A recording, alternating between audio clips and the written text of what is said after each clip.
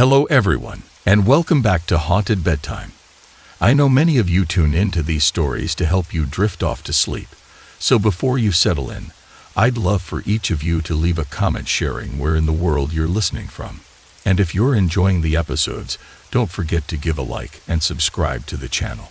Now, let's get comfortable, relax, and begin. I was camping alone in the middle of the woods, under the vast expanse of the night sky. The only sound breaking the silence was the crackling of the campfire. The air was cold and shadows danced eerily among the trees. I was on the verge of falling asleep when something stirred me awake. A shiver ran down my spine as I realized I was no longer alone. Standing around my campsite was a group of strangers. They stood unnervingly still, their faces hidden in the darkness, watching me with an intensity that sent chills through my body. Fear gripped me as I scrambled to my feet, my heart racing. I stumbled backward, trying to make sense of the situation. How had they found me? And what did they want? There was no time to ponder. I knew I had to get out of there. Fast. With trembling hands, I fumbled for my flashlight. The beam cast long, twisted shadows on the forest floor as I frantically searched for an escape route. But as I turned to run, I realized I was surrounded. The strangers had closed in around me, their faces still obscured by the darkness. Panic surged through me as I understood there was nowhere to run and nowhere to hide.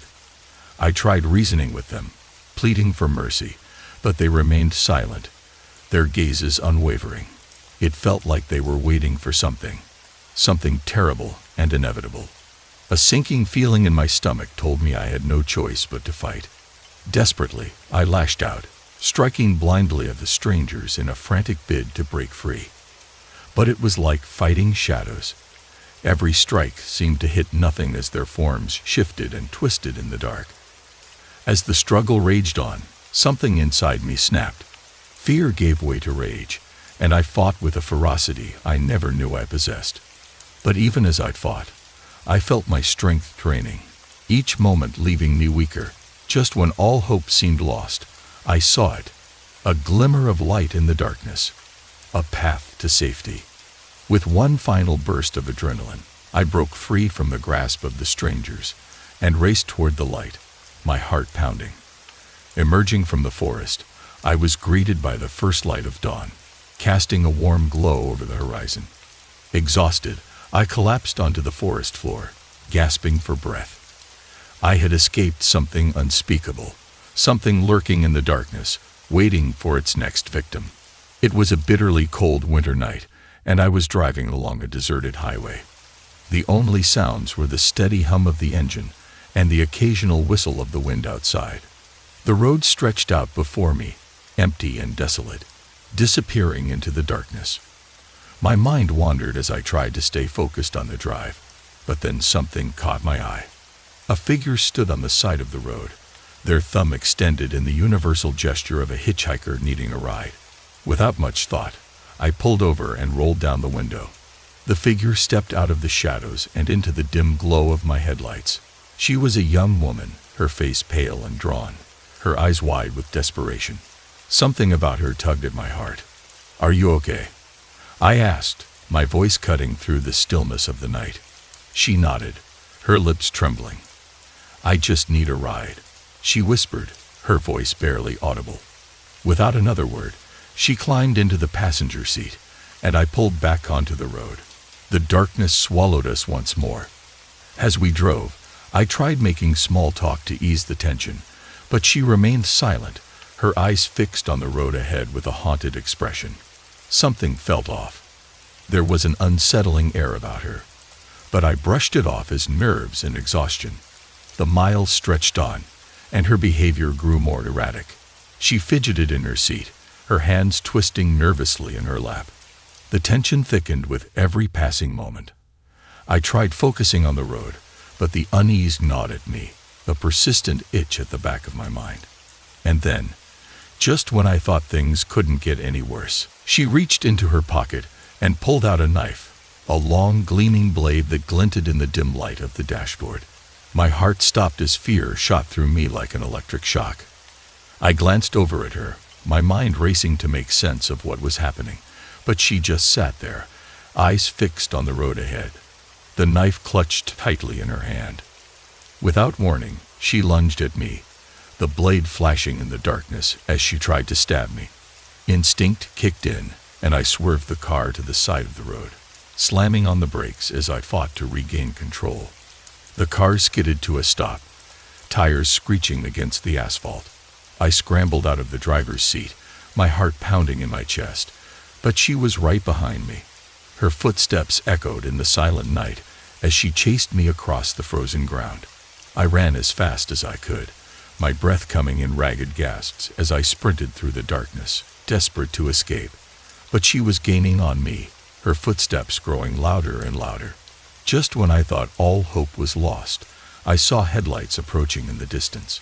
With a surge of adrenaline, I pushed myself to run faster, the sound of the engine growing closer. Finally, I reached the safety of the road, collapsing onto the pavement with overwhelming relief. The car screeched to a halt beside me, and I looked up to see a concerned man behind the wheel. "Are you okay?" he asked, his voice filled with genuine concern. I nodded, too shaken to speak. As he helped me into the safety of his car, I couldn't help but feel grateful for my narrow escape from danger. It was a quiet night, and I was on my usual shift as a paramedic, ready to respond to any emergency that came our way. Suddenly, the radio crackled to life with a call from dispatch. There was a report of a disturbance at a remote farmhouse on the outskirts of town. Without hesitation, I fired up the ambulance and raced to the scene, the darkness swallowing the road ahead as I drove. As I arrived, the farmhouse loomed ahead, isolated in the stillness of the night. My heart raced as I approached the front door, a sense of dread growing with each step. Pushing the door open cautiously, I called out for anyone who might need help, but there was no response, only silence that seemed to stretch on forever. As I made my way through the house, a sickening feeling settled in the pit of my stomach. Then I found them, a family, slaughtered in their beds. Blood stained the sheets and walls around them. Horror washed over me as I took in the scene, my mind reeling with disbelief. Who could have done this, and why? But there was no time for questions. I had to focus on finding any survivors. With trembling hands, I continued searching the house, checking every room for signs of life. But there was nothing, only the echoes of my footsteps in the darkness. Finally, I reached the last room, and a wave of dread washed over me. I knew I was about to uncover something terrible, something that would haunt me for the rest of my days. I pushed open the door and entered cautiously, the beam of my flashlight cutting through the dark. Then I saw him, a man standing in the corner, eyes wild with madness. My heart pounded in my chest as I realized the killer was still there, lurking in the shadows. Without a word, he lunged at me, his hands reaching out with deadly intent. I dodged just in time, adrenaline flooding my veins as I fought to defend myself. We struggled, grappling in the darkness as the room seemed to close in around us. But I refused to give up. With a burst of strength, I overpowered him, pinning him to the ground as I called for backup on my radio. The minutes felt like hours, every second stretching into eternity.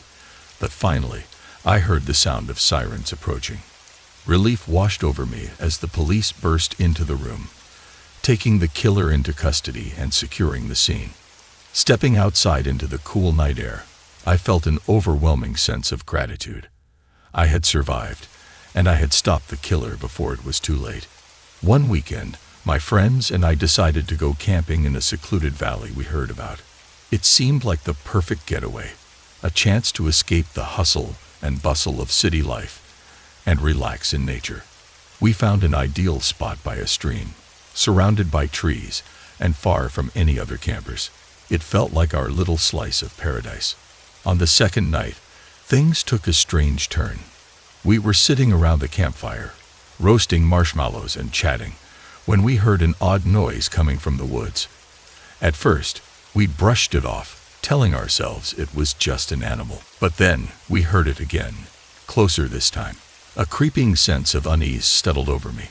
I glanced at my friends, expecting them to feel the same, but they just sat there, staring into the fire like nothing was wrong. It was as if I was the only one who could hear it. The sound of something moving through the trees, getting closer with each passing second. Out of the corner of my eye, I saw a strange, silent figure standing at the edge of the clearing. It just watched us with empty, soulless eyes. I tried to point it out to my friends, to warn them of the danger lurking nearby. But when I looked back, the figure was gone, vanished into the darkness, like it had never been there at all. I tried to shake off the feeling of unease, convincing myself it was just my imagination running wild. But deep down, I knew something was wrong, that we were being watched by something far more sinister than we could have imagined. We quickly decided to pack up and head back to the car, desperate to leave before whatever was lurking in the woods made its move. As we hurried through the trees, I felt a strange sensation, like something was following us, tracking our every step. I glanced over my shoulder, half expecting to see the figure watching us with those hollow eyes. But there was nothing. Just darkness and silence, stretching endlessly into the night. We walked faster, hearts pounding in our chests, as we tried to put as much distance as possible between us and whatever was out there. Then, just when we thought we were safe, we heard it again. The sound of something moving through the trees, closing in on us. We broke into a run, our footsteps echoing through the forest as we tried to escape whatever horror was pursuing us. But no matter how fast we ran, it was always right behind us, just out of sight, lurking in the shadows. My heart raced, my lungs burned with exertion, but we kept going, desperate to outrun whatever was hunting us. Finally, we burst out of the trees and into the clearing where we had parked the car. We didn't stop until we were safely inside, doors locked, and the engine roaring to life. As we sped away from the valley, none of us spoke. We didn't mention the figure or the unsettling feeling of being watched. But deep down, we all knew we had encountered something terrifying in those woods. We were on our way home, tired after a long day of sightseeing, when traffic on the main road came to a standstill. Frustrated, we decided to take a detour down a desolate stretch of road to avoid the congestion. At first, everything seemed fine. The road was empty, the sky was clear, and we were making good time. But then, as we rounded a bend, we saw him, a man standing in the middle of the road, staring at us as we approached. A shiver ran down my spine. There was something off about him. He was tall, gaunt, and had a wild look in his eyes that sent a chill through me. As we passed him, I couldn't shake the feeling that something wasn't right. I glanced in the rearview mirror and saw him standing there, watching us as we drove away. It unnerved me, but I tried to push the thought aside and focus on getting home. However, just when I thought we were in the clear, we saw him again. This time, he was standing on the side of the road, his figure illuminated by our headlights. My heart skipped a beat as we approached, dread washing over me. I told my partner to keep driving, but they were frozen in place, staring at the man with wide eyes. As we passed him, I could see the fear in their face, mirroring the growing fear in my own. We both knew something was seriously wrong. I tried to reassure my partner that everything would be okay. But deep down, I knew we were in trouble. The man seemed to be following us, appearing at random intervals along the road. His presence became more menacing with each sighting. I urged my partner to call the police, but there was no signal, nothing but endless darkness around us. We were completely alone, with no one to help if things took a turn for the worse. The tension in the car grew thicker with each passing mile. Every shadow seemed to hide his lurking figure, and every sound sent us into a panic. We were trapped in a nightmare, with no escape, and no one to turn to for help. Then, just when I thought things couldn't get any worse, we rounded a bend and saw him again, this time standing directly in the middle of the road, blocking our path. His figure loomed larger and larger as we approached, and my heart pounded in my chest.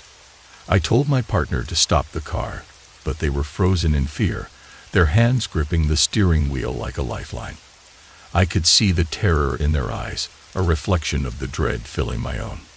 We braced ourselves for whatever was about to happen next. But just as suddenly as he had appeared, the man vanished into thin air, leaving us alone on the empty road. We sat there, stunned and shaken, before my partner finally found the courage to slam on the gas and get us out of there. I'm a stay-at-home dad, and this weekend it was just me and the kids at a remote cabin while my wife was off visiting family. Last night, something happened that still has me trembling. I woke up to the sound of footsteps in the hallway. At first, I thought it was one of the kids wandering around, but when I looked at the clock, I realized it was way too late for them to be up. Sitting up in bed, my heart pounded in my chest. That's when I saw them. My two children standing at the foot of the bed, staring at me with blank expressions. I called out to them, but they didn't respond. They just stood there, unmoving, their eyes fixed on me with an intensity that sent chills down my spine. I tried to shake it off, convincing myself that they were just sleepwalking, but something felt off. I reached out to touch them, to see if they were okay, but when my hand brushed their skin, it was like touching ice. They were freezing cold, even though the cabin was warm. I tried everything to wake them, to snap them out of whatever trance they were in, but nothing worked. It was like they were completely disconnected from reality, as if they were somewhere else entirely. I felt helpless, completely at the mercy of whatever was happening to my children. I sat there for what felt like hours, watching them, waiting for them to snap out of it, but they just stood there, staring at me with those empty eyes. Eventually, exhaustion overcame me, and I must have dozed off. When I woke up, it was morning, and the kids were back in their beds, sleeping peacefully. I wanted to believe it was all just a bad dream, that none of it had really happened. But deep down, I knew it wasn't the case. There had been something in that cabin with us last night, something dark and sinister, and I couldn't shake the feeling that it was still there, lurking just out of sight. I spent the rest of the weekend on edge, jumping at every little noise, every shadow that flickered across the walls. I wanted to leave, to get out of there and never come back, but I couldn't shake the feeling that whatever had happened to my children wasn't over yet. When my wife finally returned, I told her everything, but she brushed it off, saying it was probably just a bad dream. But I know what I saw. I know what I experienced. And I can't shake the feeling that there's something in that cabin, something dark and malevolent, waiting for the perfect moment to strike again. I don't know if we'll ever go back to that cabin. I live in a shared apartment with my roommates, and this weekend I found myself home alone. It's not unusual. My roommates often have plans or go out of town, leaving me to fend for myself. I was in the shower when it happened. The sound of water cascading down filled the bathroom, drowning out the world beyond the curtain. That's when I heard it, a whisper, soft and barely audible, coming from the other side of the bathroom door. At first, I thought it was just my imagination, the sound of the water mingling with the silence of the apartment. But then I heard it again, my name, whispered in a voice that sent shivers down my spine. I froze, the hairs on the back of my neck standing on end as I strained to listen. But the whispering stopped, leaving only the steady drumming of the shower. I tried to brush it off, telling myself it was just the creaks and groans of an old apartment building settling into the night. But deep down, I knew something wasn't right. I hurried through my shower, my heart pounding as I stepped out onto the tile floor. I listened intently. Nothing. No whispering, no sound of movement beyond the bathroom door. Wrapping a towel around myself, I tiptoed into the hallway, my senses on high alert as I scanned the dimly lit apartment for any sign of intruders. Everything seemed normal. The living room was empty, the lights casting long shadows across the floor as they flickered in the darkness. I tried to convince myself I was being paranoid, that no one else was in the apartment with me. But as I made my way to my room, I couldn't shake the feeling of unease that lingered in the air. I locked the door behind me and climbed into bed, pulling the covers tight around me as I tried to push the events of the evening out of my mind. But as I lay there in the darkness, my thoughts kept returning to the whisper in the bathroom. Who could it have been? Why were they calling my name? I tried to tell myself it was just a prank, that one of my roommates was playing a trick on me. But deep down, I knew it was something more sinister, something I couldn't explain away with logic or reason. I tossed and turned, unable to shake the feeling of dread that hung over me like a suffocating blanket. Every creak of the floorboards, every rustle of the wind outside sent a jolt of fear through me. I found myself jumping at shadows in the darkness. Despite my fear, I eventually drifted off to sleep, exhaustion from the day finally catching up with me. I woke with a start, the sound of footsteps echoing through the apartment. Lying there in the darkness, I was frozen with fear as I listened to someone moving around just outside my room. I wanted to scream, to call out for help, but terror held me paralyzed. My voice caught in my throat as I waited for whatever was out there to make its move. Then, just as suddenly as it had started, the footsteps stopped, replaced by an eerie silence that hung heavy in the air. I lay there for what felt like hours, too afraid to move, too afraid to even breathe, waiting for the dawn to chase away the darkness. Finally, as the first light of morning filtered through the blinds, I summoned the courage to get out of bed and investigate. I crept into the hallway, heart pounding in my chest, as I scanned the apartment for any sign of intruders. But there was nothing. No one hiding in the shadows, no sign of forced entry or foul play. It was as if the events of the night had never happened, leaving me to wonder if it had all been just a nightmare. But deep down, I knew the truth. Someone had been watching me from the shadows, waiting for the perfect moment to strike. I called the police and reported the incident, but without evidence or witnesses, there was little they could do. I lived in a small town where everyone seemed to know each other, or at least that's what I thought. My neighbor, Mr. Sears, seemed like a normal guy at first, friendly, polite, always ready with a smile and a wave. But as I got to know him, I started to notice strange things that didn't quite add up. There were the late-night noises coming from his house, strange banging and crashing sounds that kept me up at night. And then there were the rumors, whispers of disappearances and odd occurrences that always seemed to circle back to Mr. Sears. At first, I tried to brush it off as idle gossip, but deep down, I couldn't shake the uneasy feeling that settled over me whenever I saw him. So I decided to do a little investigating of my own. I started watching Mr. Sears from my window, keeping a close eye on his every move. What I saw chilled me to the bone. I noticed him lurking around town at odd hours, always with this eerie, unsettling grin that made my skin crawl. I saw him talking to people, innocent people I knew, and there was something in the way he looked at them, something cold and calculating, that made my blood run cold. But the final straw came one night when I saw him dragging someone, into his house.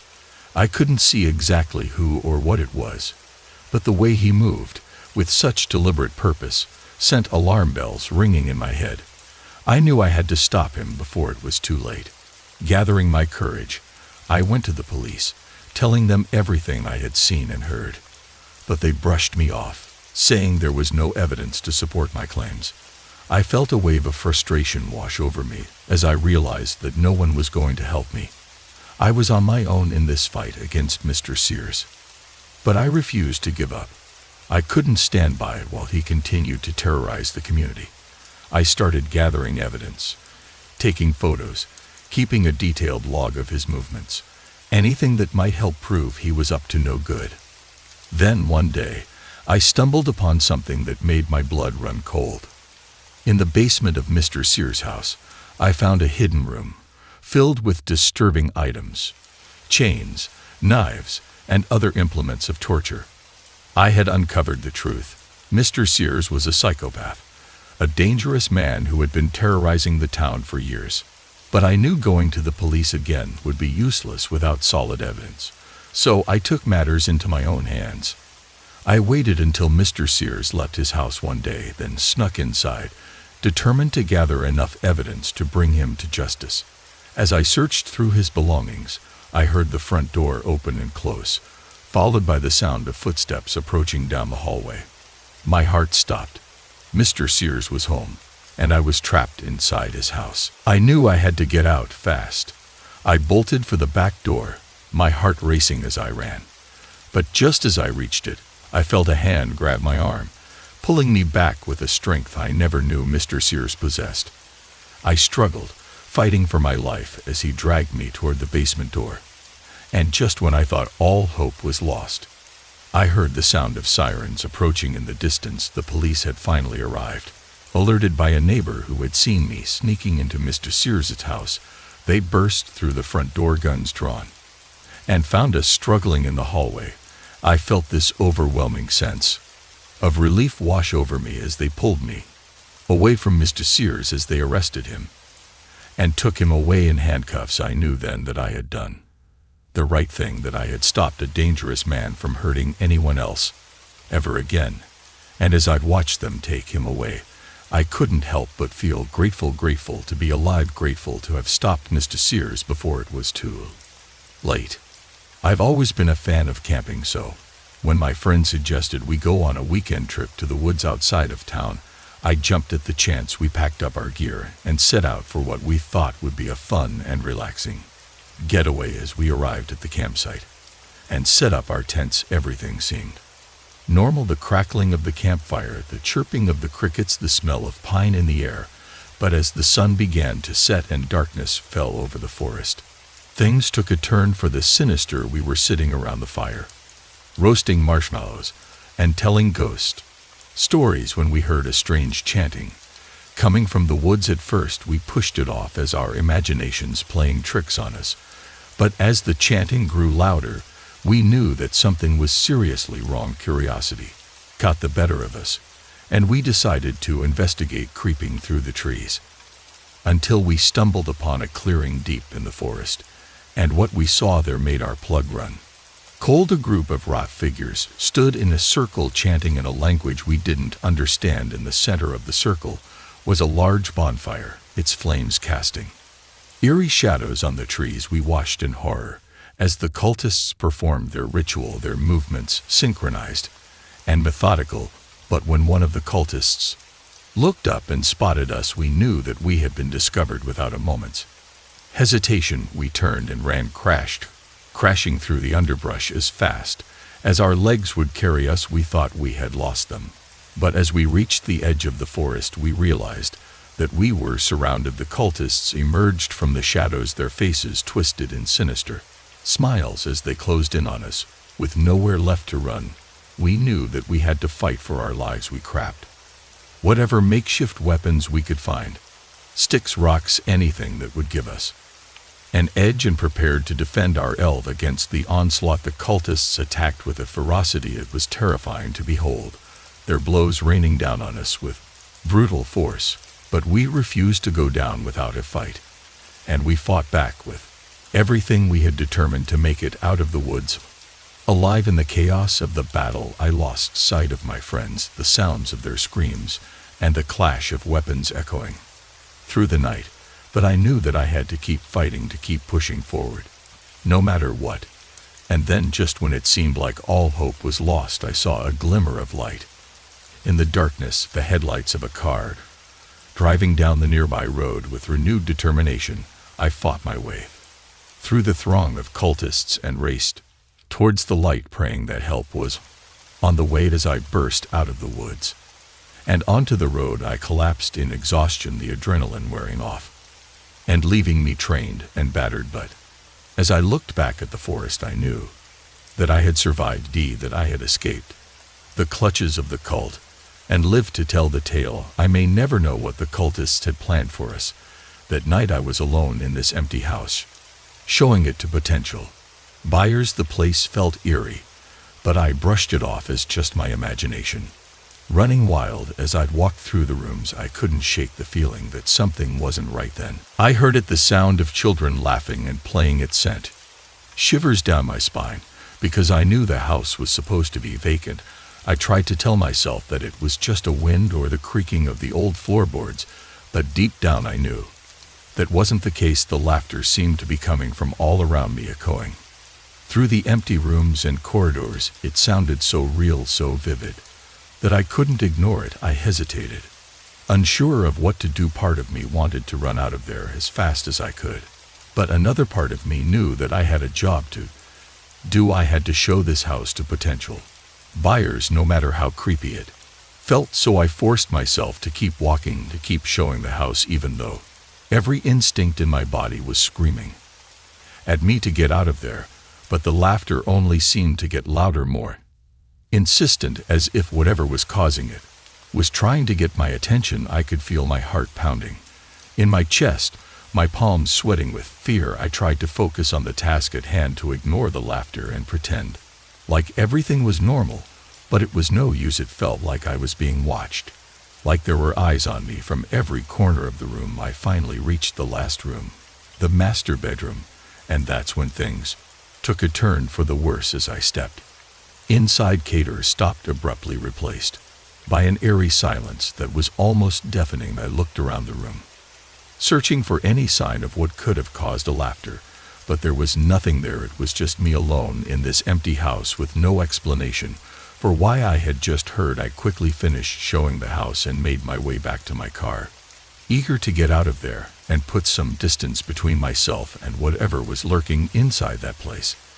As I drove away, I couldn't shake the feeling that something was still watching me, still following me, even though I was miles away from that creepy old house. I never did find out what was causing the laughter, and to be honest, I'm not sure I want to know. It was supposed to be a bonding experience, just me and my son out in the wilderness, learning to fend for ourselves and reconnecting with nature. But as we sat on our camping trip, I could never have imagined the nightmare that awaited us in the depths of the forest. We started off strong, my son, eager to learn and full of excitement at the prospect of spending time with his old man. We hiked through the woods, set up our campsite, and roasted marshmallows over the crackling fire as the sun dipped below the horizon. But then disaster struck in the dead of night. A fierce storm descended upon us, tearing through the trees and sending torrents of rain cascading down upon our heads. In the chaos, we lost our way, the trail disappearing beneath our feet as we stumbled blindly through the darkness. Panic set in as we realized we were lost, alone in the wilderness, with no way of finding our way back to civilization. But I knew I had to stay strong for my son, to protect him from whatever dangers lurked in the shadows. We pressed on, my heart pounding in my chest as we trudged through the underbrush, the eerie silence of the forest broken only by the sound of our footsteps and the distant rumble of thunder. I kept my son close, my hand tight around his, as we navigated the treacherous terrain. But then we heard it, the unmistakable sound of something moving through the undergrowth, something large and predatory stalking us through the darkness. I knew we were in danger, that we were being hunted by something far more dangerous than any wild animal. I pushed my son behind me, shielding him from whatever horrors lay ahead as we stumbled through the forest, desperate to find a way out.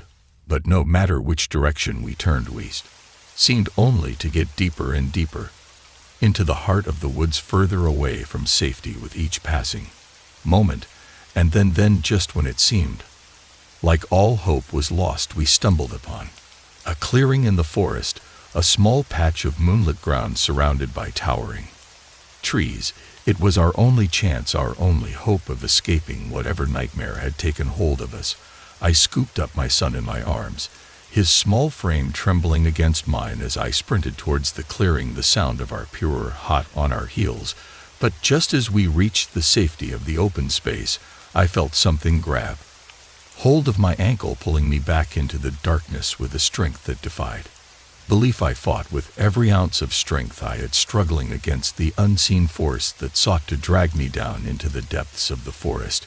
And then, just when it seemed like I couldn't hold on any longer, I felt my son's hand slip into mine, his small fingers intertwining with mine as he pulled me free from the grasp of whatever evil lurked in the shadows. Together, we stumbled out of the forest and into the safety of the open meadow, the first light of dawn breaking over the horizon as we collapsed onto the ground, exhausted by alive. We had survived a night, escaped the horrors of the forest, and emerged stronger than ever.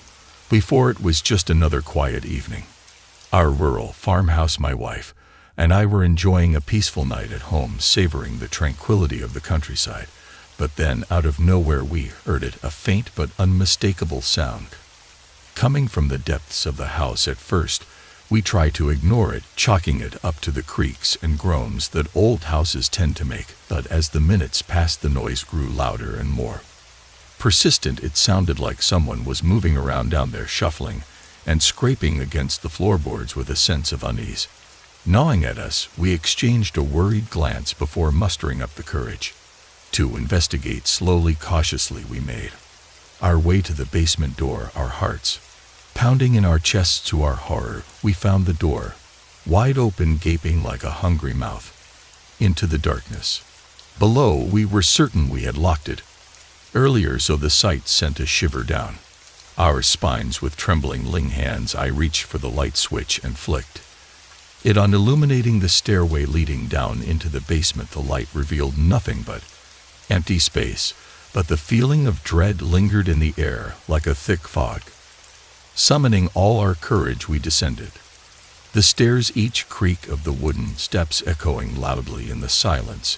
As we reached the bottom, we scanned the dimly lit room, searching for any sign of intruders, but aside from the usual clutter, old furniture, stacks of boxes and cobwebs clinging to the walls, there was nothing out of the ordinary. No signs of forced entry, no indication that anyone had been down here. Confused and owned, we exchanged nervous glances, unsure of what to do next. Should we call the police, or was it just our imaginations playing tricks on us? As we stood there, grappling with our fear and uncertainty, the noise suddenly started up again, Lou, this time more insistent. It sounded like footsteps, heavy and deliberate, echoing through the darkness. With a sinking feeling in the pit of my stomach, I realized that we were not alone in the basement. Someone or something was down here with us, lurking in the shadows. Heart pounding, I called out, my voice trembling with fear, "Who's there?"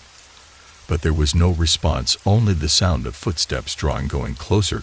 In a panic, we scrambled back up the stairs, desperate to escape whatever lured below. I slammed the basement door shut behind us, locking it securely this time.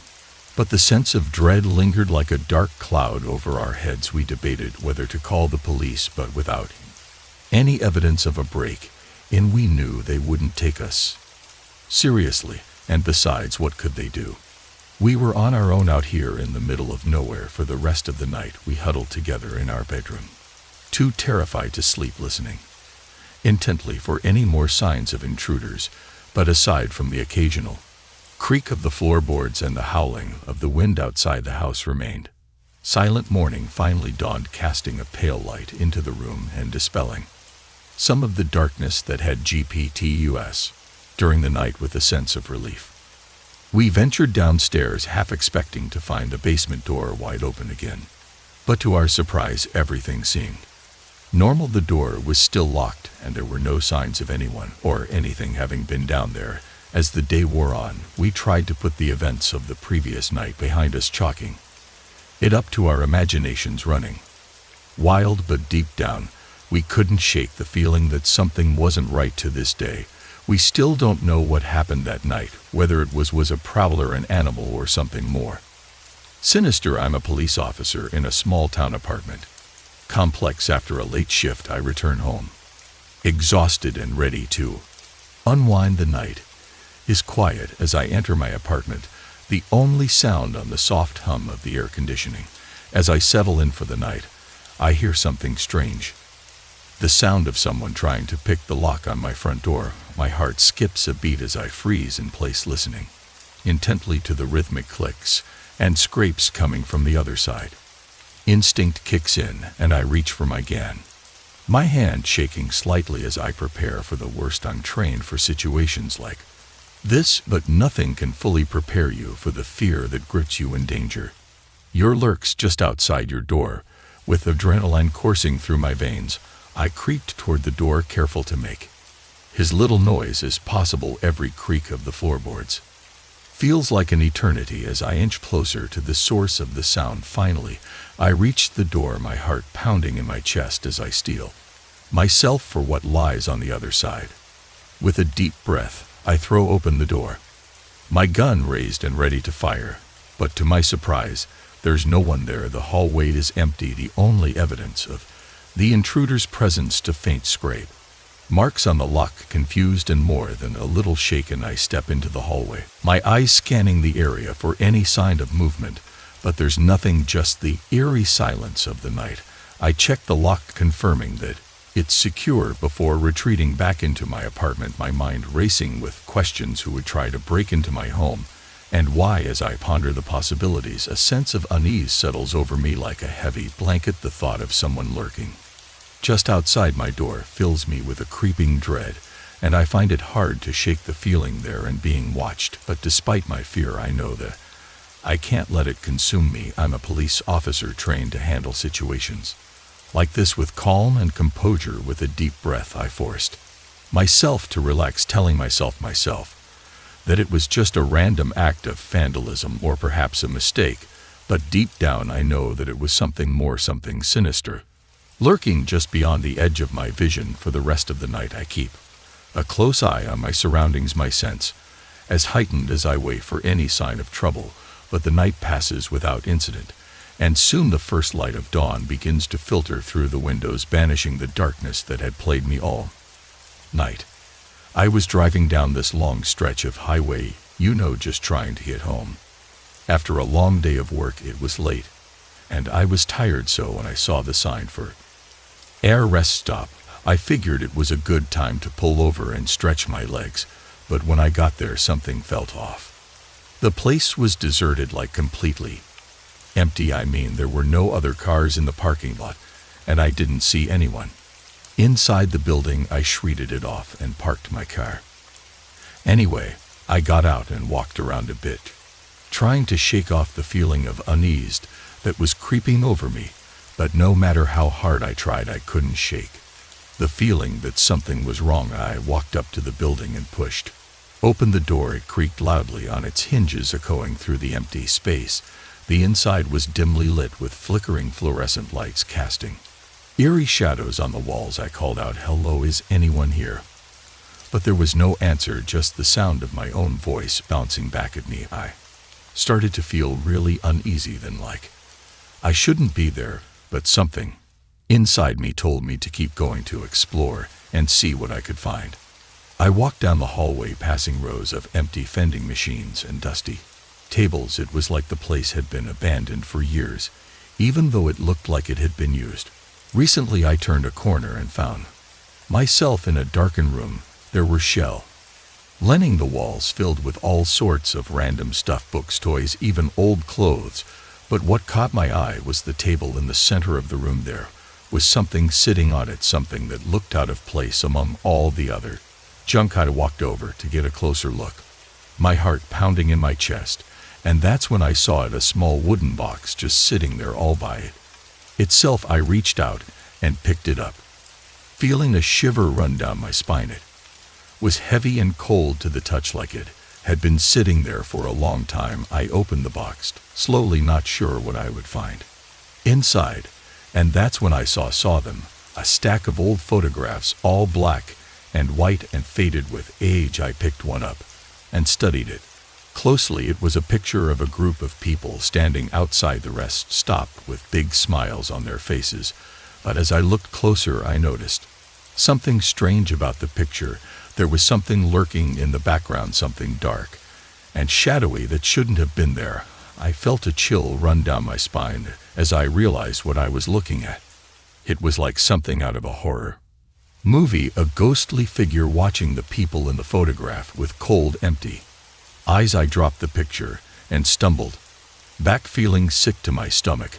I knew then that I had to get out of there, that I had to leave before whatever was haunting that place found me too. I ran back to my car, not stopping until I was miles away from the abandoned R stop. So I was out hiking in the woods, trying to clear my head and get away from it all for a while. I'd been walking for hours, and the sun was starting to set, casting long shadows across the forest. floor. That's when I stumbled upon the cabin. It was hidden away in a clearing, surrounded by thick trees and overgrown bushes. At first I thought it was abandoned, but as I got closer I could see that the door was slightly ajar. I hesitated for a moment, unsure if I should go inside, but then the wind picked up and I felt a chill run down my spine. I knew I didn't have much of a choice. I had to seek shelter for the nights, so I pushed open the door and stepped inside. The air was stale and musty, and the floorboards creaked under my weight. As I made my way further into the cabin, that's when I saw them. The human remains scattered around the room like discarded trash. My heart skipped a beat as I realized what I was looking at, and I felt bile rise in my throat. I stumbled backwards, my mind reeling with horror as I tried to make sense of what I was seeing. But there was no denying it. This cabin was the lair of a deranged killer, and I had stumbled right into their clutch. I knew I had to get out of there to escape before the killer returned and found me in their out. But as I turned to leave, I heard a noise, a low guttural crawl coming from somewhere deep within the cabin. I froze in terror, my heart pounding in my chest as I strained to see through the darkness. But there was nothing there, nothing but shadows and silence. I knew I had to leave to get as far away from this place as possible. But as I made my way to the door, I stumbled over something, a trapdoor hidden beneath a rug in the corner of the room. Curiosity got the better of me, and I lifted the trapdoor to reveal a set of stairs leading down into darkness. I hesitated for a moment, unsure if I should go down there, but then I heard another noise, a faint whimpering coming from somewhere deep within the darkness. I knew I couldn't leave whoever was down there to suffer alone, so I gathered up my courage and descended into the depths of the cabin. The air grew colder as I made my way down the stairs, and the darkness seemed to swallow on the hall, but I pressed on, driven by a sense of urgency and desperation. And then, just when I thought I couldn't go any further, I stumbled upon a sight that chilled me to the bone.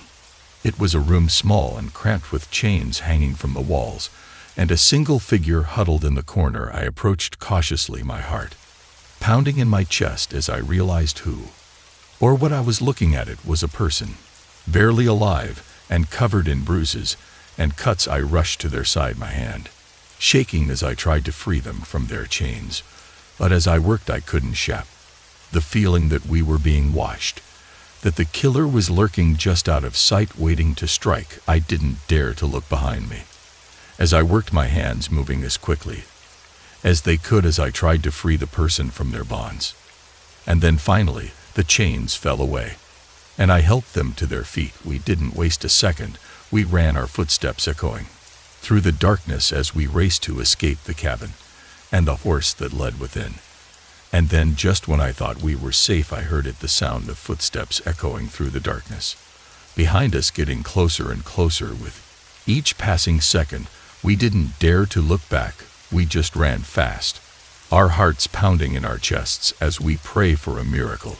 And then finally we burst out of the cabin and into the blinding light of day. We didn't stop running until we were safely back at the trailhead, our bodies trembling with exhaustion and fear. We didn't speak as we made our way back to civilization, our minds reeling with the horrors we had witnessed.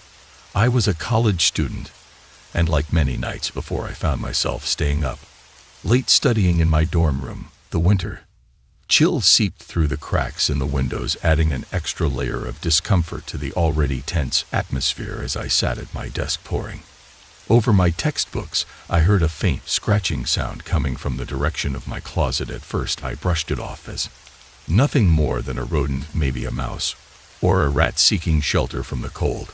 But as the scratching continued, growing louder and more persistent with each passing moment, I couldn't ignore it any longer. I knew I had to investigate, to make sure there wasn't something more sinister lurking in the darkness of my closet. With trembling hands, I approached the closet door and slowly pulled it open, my heart pounding in my chest as I braced myself for what I might find.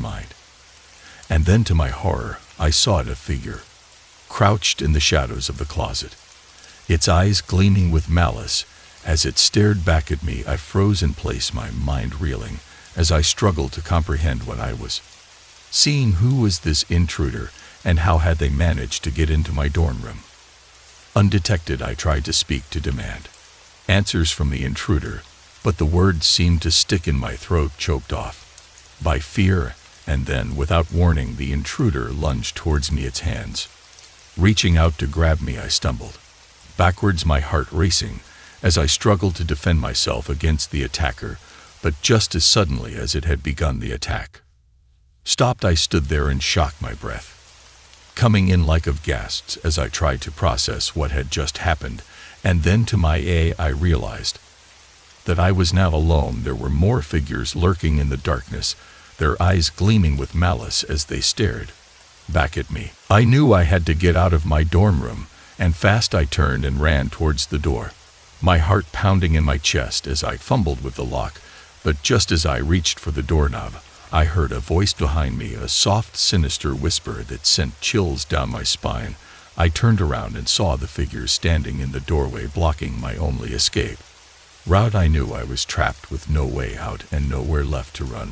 And then, just when all hope seemed lost, I heard the sound of footsteps in the hallway. The camp of security was on their way. I felt a surge of relief wash over me as I realized that help was finally on the way. I turned back towards the figures in the doorway, my heart pounding in my chest as I prepared to confront them one last time. But to my surprise, they were gone, vanished into thin air as if they had never been there at all. I stood there in shock, trying to process what had just happened. Had it all been just a figment of my imagination, or had I narrowly escaped, or brushed with something far more sinister? It was a cold winter night, and my family and I were fast asleep in our home. I was awakened by the sound of banging coming from downstairs, as if someone was trying to force their way in. My heart began to race as I realized that we were being targeted by intruders. I quickly woke up my wife and children, whispering urgently for them to stay quiet and stay together. As the banging grew louder, I knew we had to act fast. I grabbed the nearest weapon, a baseball bat, and made my way downstairs, my senses on high alert. As I reached the bottom of the stairs, I could see the door shaking violently as the intruders tried to force it open. I could hear their muffled voices, their threats and demands echoing through the darkness. With a surge of adrenaline, I swung open the door, ready to confront the intruders and defend my family at all costs. But as the door swung open, I was met with a blinding light. The intruders had brought flashlights, shining them directly into my eyes, momentarily blinding me.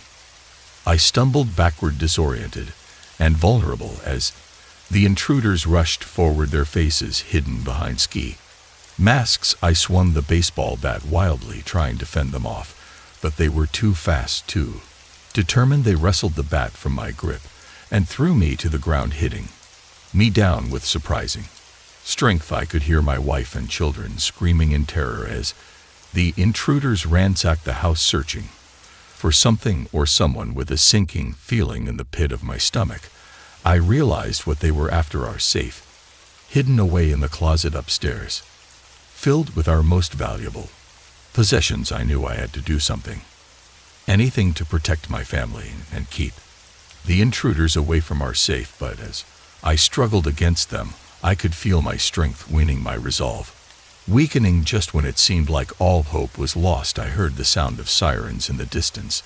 The police were on their way. With a renewed sense of determination, I redoubled my efforts to fight off the intruders, to hold them back until Al arrived.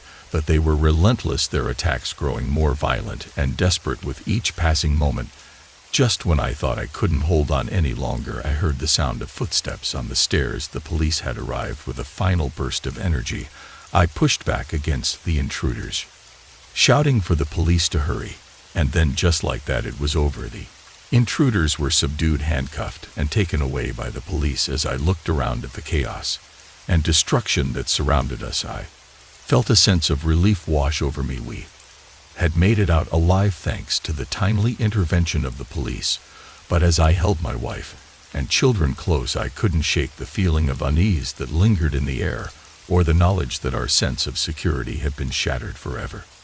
I work as a park ranger, and part of my job is to patrol the remote areas of the woods, making sure everything is okay, and keeping an eye out for any signs of trouble. Most of the time it's pretty quiet out there, just the sounds of nature and the occasional hiker passing through. But one day while I was out on patrol, I stumbled upon something that sent chills down my spine.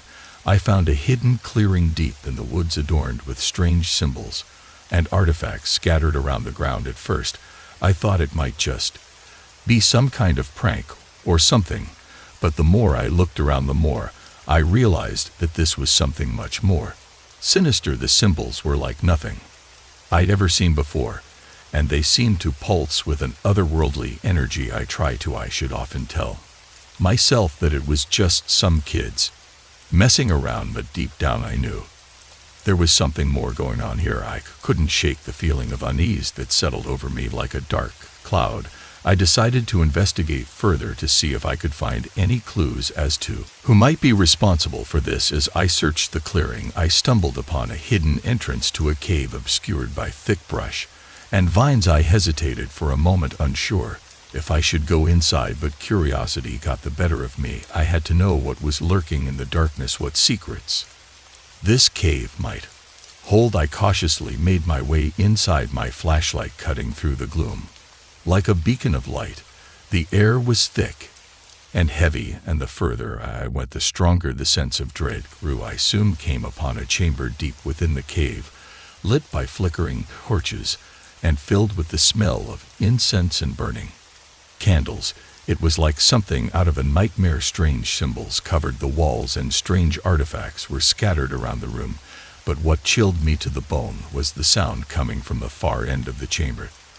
The sound of chanting, low and rhythmic, like the beating of a heart. I crept closer, careful to remain hidden in the shadows, and what I saw sent a shiver down my spine. A group of cloaked figures stood in a circle, their faces obscured by hoods, their voices raised in a strange scutal language. I watched in horror as they performed their dark rituals, their movements fluid and graceful like dancers in a ballet. I couldn't tear my eyes away, couldn't look away from the scene unfolding before me. But then one of the figures turned, their eyes meeting mine. Across the dimly lit chamber, I froze, my heart pounding in my chest as the figure pointed a finger in my direction and uttered a single word: intruder. I didn't wait around to see what happened. Next I turned and ran, my footsteps echoing off the walls of the cave. As I raced back the way I came, I didn't stop until I burst out into the blinding sunlight, gasping for breath and shaking with fear. I knew I had to report what I had seen, but part of me was afraid that no one would believe me, that they would think I was crazy or making it all up. But I had to warn someone about the danger lurking in those woods. I made my way back to the ranger station as quickly as I could, my heart still pounding in my chest, my mind reeling with the horrors I had witnessed. I stumbled through the door and practically collapsed into the nearest chair, my hand shaking as I tried to catch my breath. I told my colleagues everything about the hidden clearing, the cave, the cultists performing their dark rituals. They listened in silence to her expressions growing more and more grave with each word I spoke. When I had finished, there was a long moment of silence, broken only by the sound of our breathing, and then one of my colleagues spoke out, their voice low and serious. We need to investigate this further, they said. We can't let whatever's happening out there continue unchecked. And so we gathered our gear and set out into the woods once more, determined to uncover the truth behind the hidden clearing and put an end to whatever dark forces were at work there.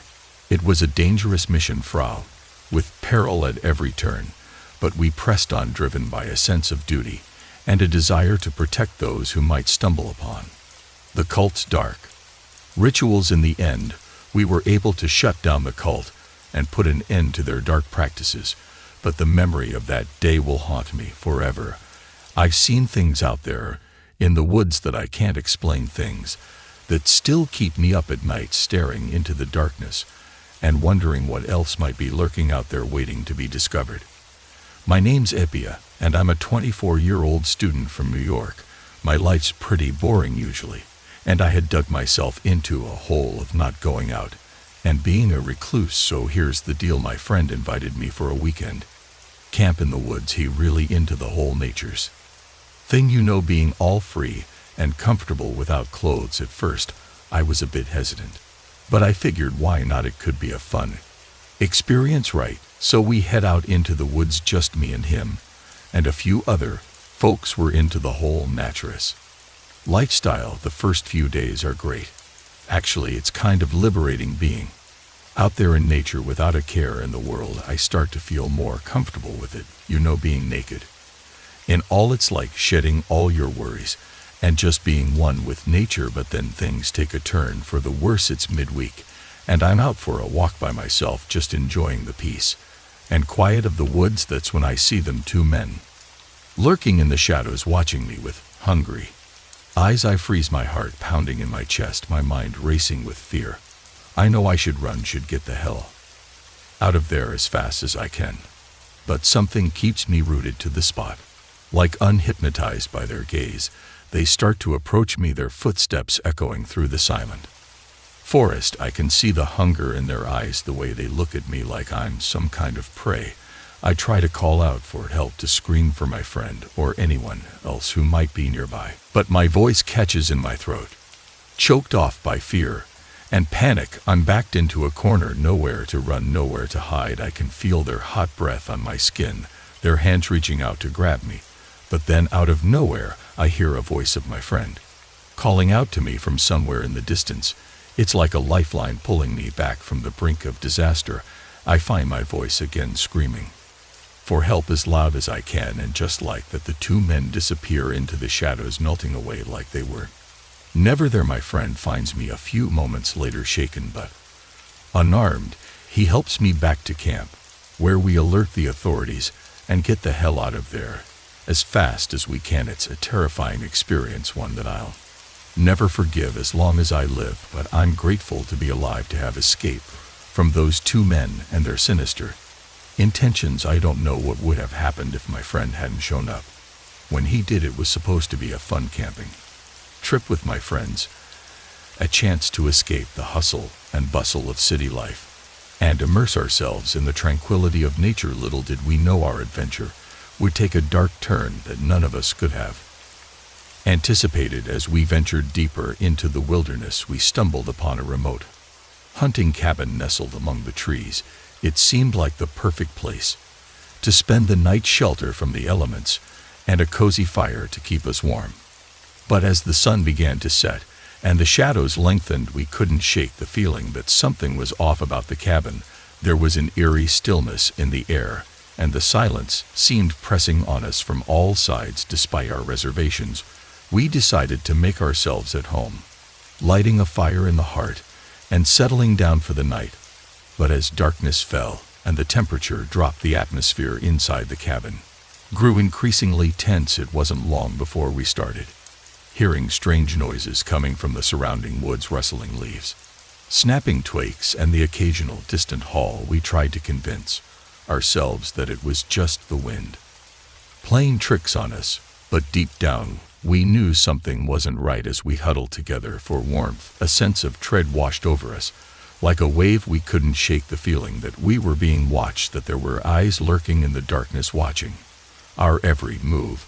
And then, just as we were about to drift off to sleep, we heard it, a low crawl emanating from somewhere outside the cabin. It sent a shiver down my spine, chilling me to the core with its primal intensity. We froze, our hearts pounding in our chests as we listened to the sound growing louder and closer with each passing moment. Whatever was out there, it was getting closer, and we knew we had to do something, anything to protect ourselves. With trembling hands, we cracked whatever makeshift weapons we could find, branches, rocks, anything that could be used to defend ourselves against whatever lurked outside. But deep down, we knew that we were no match for whatever awaited us in the darkness. As the growling grew louder, we praised ourselves for the worst, steeling our nerves for whatever horror awaited us on the other side of the cabin door. And then, just as suddenly as it had begun, the crawling stopped, leaving us in a deafening silence that seemed to stretch on for an eternity. We waited, holding our breath and straining our ears for any sign of movement. outside, but there was nothing, no footsteps, no rust. Ling leaves nothing to indicate that whatever had been stalking us was still out there. After what felt like an eternity, we mustered up the courage to peek outside, half expecting to come face to face with some unspeakable horror waiting to pounce on us from the shadows. But to our relief, there was nothing, just the empty expanse of the forest shrouded in darkness and silence. We breathed a collective sigh of relief, grateful to have survived whatever had been lurking outside the cabin. But our sense of relief was short-lived, as we soon realized that our ordeal was far from over. As we searched the cabin for any signs of what had happened, we stumbled upon a hidden trapdoor in the floorboards, a dark, foreboding portal leading down into the depths of the earth. It was as if the cabin itself held dark secrets that were just waiting to be unearthed. With trepidation, we descended into the darkness below, our hearts pounding in our chests as we braced ourselves for whatever horrors awaited us in the depths. But what we found was beyond anything we could have imagined. The basement was filled with cages, crude makeshift prisons designed to hold captive whatever unfortunate souls had stumbled upon the cabin before us. And as we explored further, we discovered evidence of unspeakable horrors: blood stains on the walls, shackles bolted to the floor, and the remnant of some twisted ritual that sent chills down our spines. It was then that we realized the true nature of the cabin. It wasn't just a shelter for weary travelers, but a hunting ground for something far more sinister. And as we stood there in the darkness, surrounded by the remnants of its dark past, we knew that we had to get out, and fast. With trembling hands, we made our way back to the surface, our minds reeling with the horror of what we had seen. But as we emerged into the night air, we were met with an even greater terror: the sound of footsteps approaching from all sides, closing in on us with terrifying speed. We ran, our hearts pounding in our chests, as we fled into the darkness, desperate to escape whatever horror awaited us in the forest. And as we disappeared into the night, leaving the cabin and its dark secrets behind us, we knew that we would never forget the horror of that fateful night in the woods. I booked a stay at a luxurious tropical resort, eager for some much-needed relaxation and sunshine. The pictures online promise pristine beaches, crystal clear waters, and 5-star service, the perfect escape from the stresses of everyday life. But as soon as I arrived, I knew something was off. The staff greeted me with forced smiles, their eyes filled with a coldness that sent a shiver down my spine. I tried to brush off the feeling of unease, chalking it up to jet lag and exhaustion from the long flight. As I settled into my room, the wind outside began to pick up. The palm trees swing ominously in the breeze. I checked the weather forecast and saw that a hurricane was heading our way. But the resort assured me that they had everything under control. But as the storm grew closer, it became clear that the resort was ill prepared for the impending disaster. The winds held outside, rattling the windows and sending waves crashing against the shore. And then, just as the storm reached its peak, the power went out, plunging the resort into darkness. I tried to remain calm, reminding myself that hurricanes were a common occurrence in this part of the world. But as the hours passed and the storm raged on, I couldn't shake the feeling that something was seriously wrong. I ventured out into the hallway, hoping to find some answers from the resort staff. But the corridors were deserted, the only sound the howling of the wind and the pounding of the rain against the roof. I made my way to the lobby, where I found a group of other guests huddled together, their faces pale with fear. They whispered in hushed tones, exchanging rumors and speculations about what was happening outside. But no one had any answers. The staff were nowhere to be found, and the phones and internet were down, cutting off all communication with the outside world. As the night wore on, the storm showed no signs of letting up. I returned to my room, feeling more anxious and isolated than ever before. And that's when I heard it, a strange scratching sound coming from outside my window. I peered outside, straining to see through the darkness and lane. And that's when I saw them, figured moving in the shadows, their eyes gleaming with a sinister light. I felt a chill run down my spine, as I realized that the resort staff were not the only ones hiding dark secrets. The storm had brought something else with it, something far more dangerous. I knew I had to get out of there, and fast. I packed my bags and made my way to the exit, praying that I could find a way to escape before it was too late. But as I stepped outside, I was met with a of chaos and destruction. The resort was in shambles, the buildings battered and broken by the fury of the storm, and then, out of the corner of my eye, I saw them, the figures from before, lurking in the shadows, their eyes fixed on me with a hunger that sent a chill down my spine. I turned and landed, the sound of my footsteps drowned out by the howling of the wind. I didn't stop running until I reached the safety of the beach, where I collapsed in exhaustion, the sand sticking to my skin as I gasped for breath.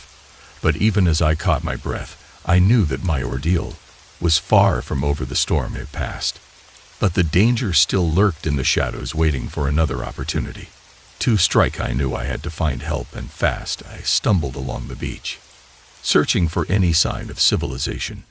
And then, just when I thought all hope was lost, I saw a boat on the horizon, its lights cut through the darkness like a beacon of hope. I waved my arms frantically, shouting for help as the boat drew nearer, and then finally I saw them, the crew rushing to my aid, their faces filled with relief as they pulled me aboard. I collapsed on the deck, tears of gratitude streaming down my face as I realized that I was safe for now, at least. But as the boat carried me away from the deserted resort, I knew it was finally over. I rented a secluded cabin in the mountains for a solo riding retreat. It seemed like the perfect getaway, just me, my thoughts, and the peaceful solitude of nature.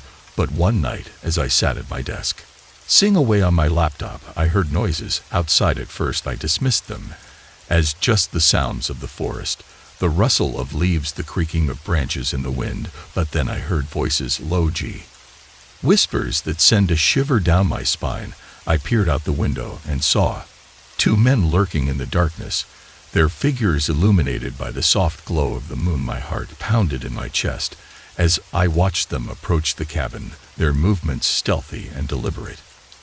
They were armed. I could see the glint of metal in their hands, the cold steel of their weapons reflecting the moonlight. Panic seized me as I realized that I was in danger, that these men were not here by accident. They were here for a reason, and it wasn't to ask for directions or borrow a cup of sugar. I knew I had to act fast if I wanted to survive. With trembling hands, I grabbed a nearby lamp and switched it off, plunging the cabin into darkness.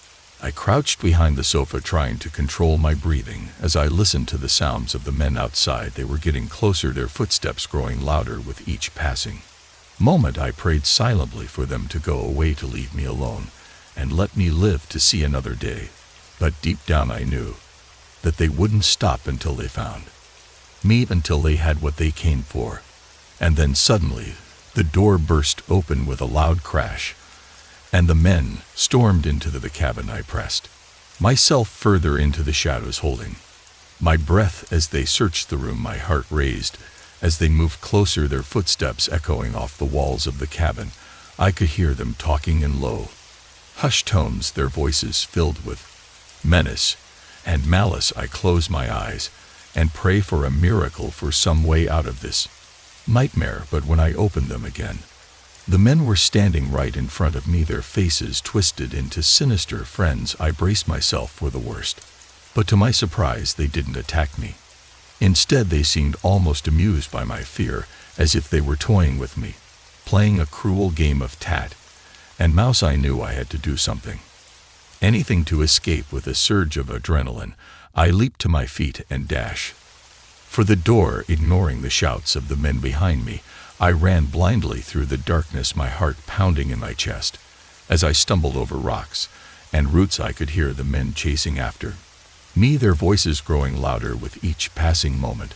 But I refused to give up, refused to let them catch me. I pushed myself harder, running faster than I ever had before, driven by pure instinct and the desperate desire to survive. And then, just when it seemed like all hope was lost, I saw a glimmer of light ahead, the glow of a distant street lamp shining like a beacon in the night. With renewed determination, I sprinted toward it, my legs burning with exertion as I rised toward safety, and finally, mercifully, I broke free of the darkness and emerged into the open air, gasping for breath. As I collapsed on the pavement, I looked around wildly, expecting to see the men closing in on me, but to my relief, they were nowhere to be seen. They had vanished into the night, leaving me alone and shaken but alive. I stumbled to my feet and staggered toward the nearest house, praying that whoever lived there would take pity on me and offer me shelter from the horrors I had just endured. And as I knocked on the door, my heart still pounding in my chest, I knew that I would never forget the terror of that night, the night when I came face to face with pure evil and lived to tell the tale. I work as a nurse at a psychiatric hospital, which is usually a pretty normal job, but one night things got really creepy. It was during the late shift, and the hospital was quiet. I was going about my rounds, checking on the patients and making sure everything was okay. That's when I heard laughter. It was coming from one of the patient rooms, but when I went to check, there was no one there. I tried to brush it off as my imagination, but then I heard it again. It was unsettling, like someone was laughing at a joke, only they understood. I decided to investigate further, so I went to the room where the laughter was coming from. When I opened the door, it was empty, but then I heard more laughter coming from another room down the hall. I went to check it out, and again there was no one there. At this point, I was starting to feel really uneasy. I've worked at the hospital for years, and I've never experienced anything like this before. I went back to the nurse's station and told my colleagues what I'd heard. They looked at me like I was crazy, but I could tell they were feeling nervous too. We decided to keep an eye on the patients just in case, but as the night went on, things only got weirder. Patients who had been calm and lucid earlier in the day were now acting agitated and hysterical. They were all saying the same thing. They'd seen something in the shadows. I tried to reassure them, to tell them it was just their imagination playing tricks on them, but deep down I knew there was something off about the whole situation. That's when I saw it, a shadow moving across the wall. It was like nothing I'd ever seen before, dark and twisted with glowing eyes that seemed to pierce right through me. I froze in terror, unable to move as the shadow crept closer, and then just as suddenly as it had appeared, it was gone. I knew I had to get out of there, so I cracked my things and made a bean for the door. But as I was leaving, I heard one last thing, the sound of laughter echoing through the empty halls. I don't know what was going on at the hospital that night, but I'm sure if one thing, it was something I never want to experience again. It was just like any other night. At the shopping mall where I work as a janitor, the place was quiet. The only sounds echoing through the empty corridors were the Alma fluorescent lights and the faint buzz of the security cameras. As I made my rounds, sweeping the floors and emptying the trash cans, I noticed something strange, a trail of blood leading from the parking lot to the back entrance of the building. At first, I thought it must be some kind of prank or accident, but as I followed the trail, my heart began to pound in my chest with growing unease. The blood trail led me deeper into the building, twisting and turning through the mosaic corridors until it came to an abrupt end in front of a maintenance closet. My hand shook as I reached for the door handle, my mind racing with horrifying possibilities of what I might find on the other side. That I couldn't turn back now. With a deep breath, I pushed open the door and stepped inside, bracing myself for the worst. What I saw inside the maintenance closet made my blood run cold. There, lying on the floor in a pool of blood, was a body, a man, his face contorted in agony, his eyes wide with fear. I stumbled back in shock, my mind reeling as I tried to process what I was seeing. It was clear that this was no accident. Someone had been brutally attacked, and the perpetrator was still out there somewhere in the building. My first instinct was to call the police, but as I reached for my phone, a noise behind me made me freeze in place. Turning slowly, I saw a shadowy figure lurking in the darkness, their eyes gleaming with malice as they stared back at me, my heart pounding in my chest. I knew I had to get out of there, and fast. With trembling hands, I backed away from the closet, my eyes never leaving the figure in front of me. But as I turned to run, I felt something grab hold of my ankles, sending me sprawling to the ground. With a cry of pain, I struggled to break free, kicking and thrashing against my unseen assailant as I fought for my life, but the figure was relentless there, like a vice, as they dragged me back towards the maintenance closet. With every ounce of strength I had left, I screamed for help, praying that anyone would hear me and come to my rescue. And then, just when it seemed like all hope was lost, I heard the sound of footsteps echoing through the corridor.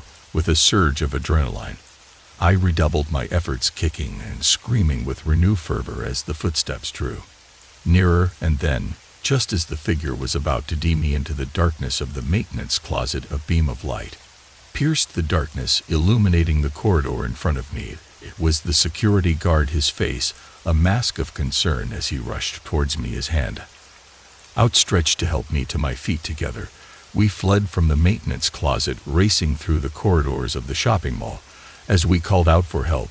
And then finally we burst through the back entrance of the building, stumbling out into the parking lot where the night air was cooling crisp. As we waited for the police to arrive, I couldn't shake the feeling of horror that gripped me. The memory of what I had seen in that maintenance closet burned into my mind like a brand, but despite the terror I had endured, I was alive, and for that I was grateful to the security guard who had come to my rescue. I stumbled upon something in my small town that I wish I hadn't. It all started innocently enough, just me going about my usual routine, running errands and grabbing coffee at the local cafe. But then one day I saw something that made me stop dead in my tracks. I was walking past the old abandoned warehouse on the outskirts of town when I saw a group of people sneaking inside. At first I thought nothing of it, just some kids exploring, or maybe some squatters looking for shelter. But then I noticed the way they were dressed, all in dark robes with hoods pulled up over their heads. My curiosity got the better of me, and I followed them inside, keeping to the shadows and trying to stay out of sight. What I saw there chilled me to the bone. There were candles flickering on every surface, casting eerie shadows on the walls, and in the center of the room there was a circle drawn in chalk with strange symbols etched into the floor. I watched in horror as the group began to chant in a language I didn't recognize, their voices rising in intensity as they performed some kind of ritual. I wanted to run to get as far away from there as possible, but something held me rooted to the spot, unable to tear my eyes away from the scene unfolding before me. And then, just when I thought things couldn't get any worse, they noticed me. One of them pointed in my direction, shouting something in a language I couldn't understand, and suddenly I was surrounded. I tried to fight them off, to push my way through their ranks and escape, but there were too many of them, and they were too strong. They dragged me into the center of the circle, pinning me down as their leader stepped forward, a sinister smile playing on his lips. He whispered something in my ear, something that sent shivers down my spine, and then everything went black.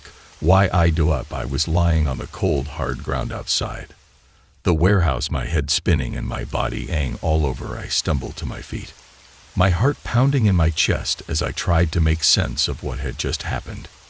But deep down I knew that I couldn't stay in that town any longer now, with those people out there lurking in the shadows and waiting to strike. I packed up my things and left, putting as much distance between myself and that place as possible.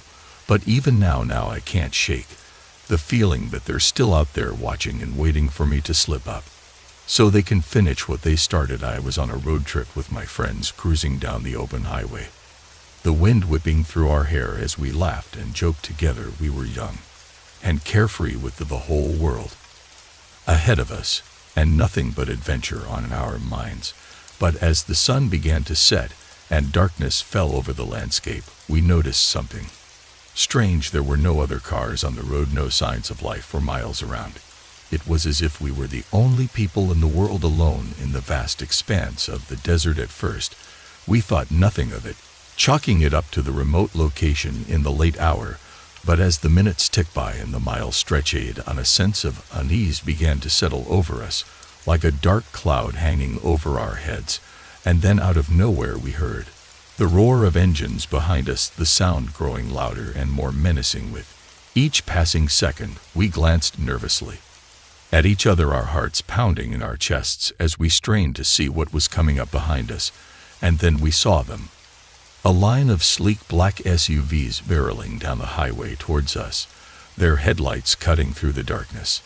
Like beacons of death, we tried to outrun them to put as much distance between us and them as possible, but they were relentless in their pursuit, closing in on us with terrifying speed, with a sinking feeling in the pit of my stomach. I realized that we were being hunted, that these people were not out for a leisurely drive, but were instead on a hunt for prey. And we were their next target. I slammed my foot down on the gas, pedal, my heart pounding in my chest as I tried to put as much distance between us and them as possible.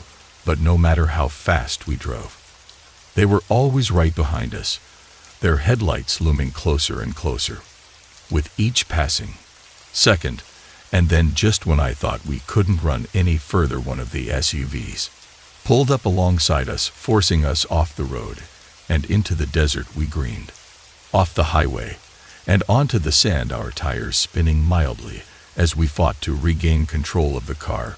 But it was too late. The SUVs had us surrounded, their headlights illuminating us like deer caught in the headlights. And then, without warning, they opened fire, their bullets tearing through the air with deadly accuracy. We ducked and swerved as best we could, but there was nowhere to hide, nowhere to run. We were sitting ducks, helpless against the onslaught of bullets raining down on us from all sides. With a sense of desperation, I reached for my phone, my fingers shaking as I dialed 911 and bided for help. But the line was dead, the only response a deafening silence that seemed to stretch on for eternity. And then, just when I thought all hope was lost, I heard the roar of engines behind us, the sound growing louder and more menacing with each passing second. I glanced nervously at my friends, my heart pounding in my chest as I realized it help have finally arrived. With a surge of relief, we watched as a line of police cars pulled up alongside us, their sirens blurring and their lights flashing in the darkness.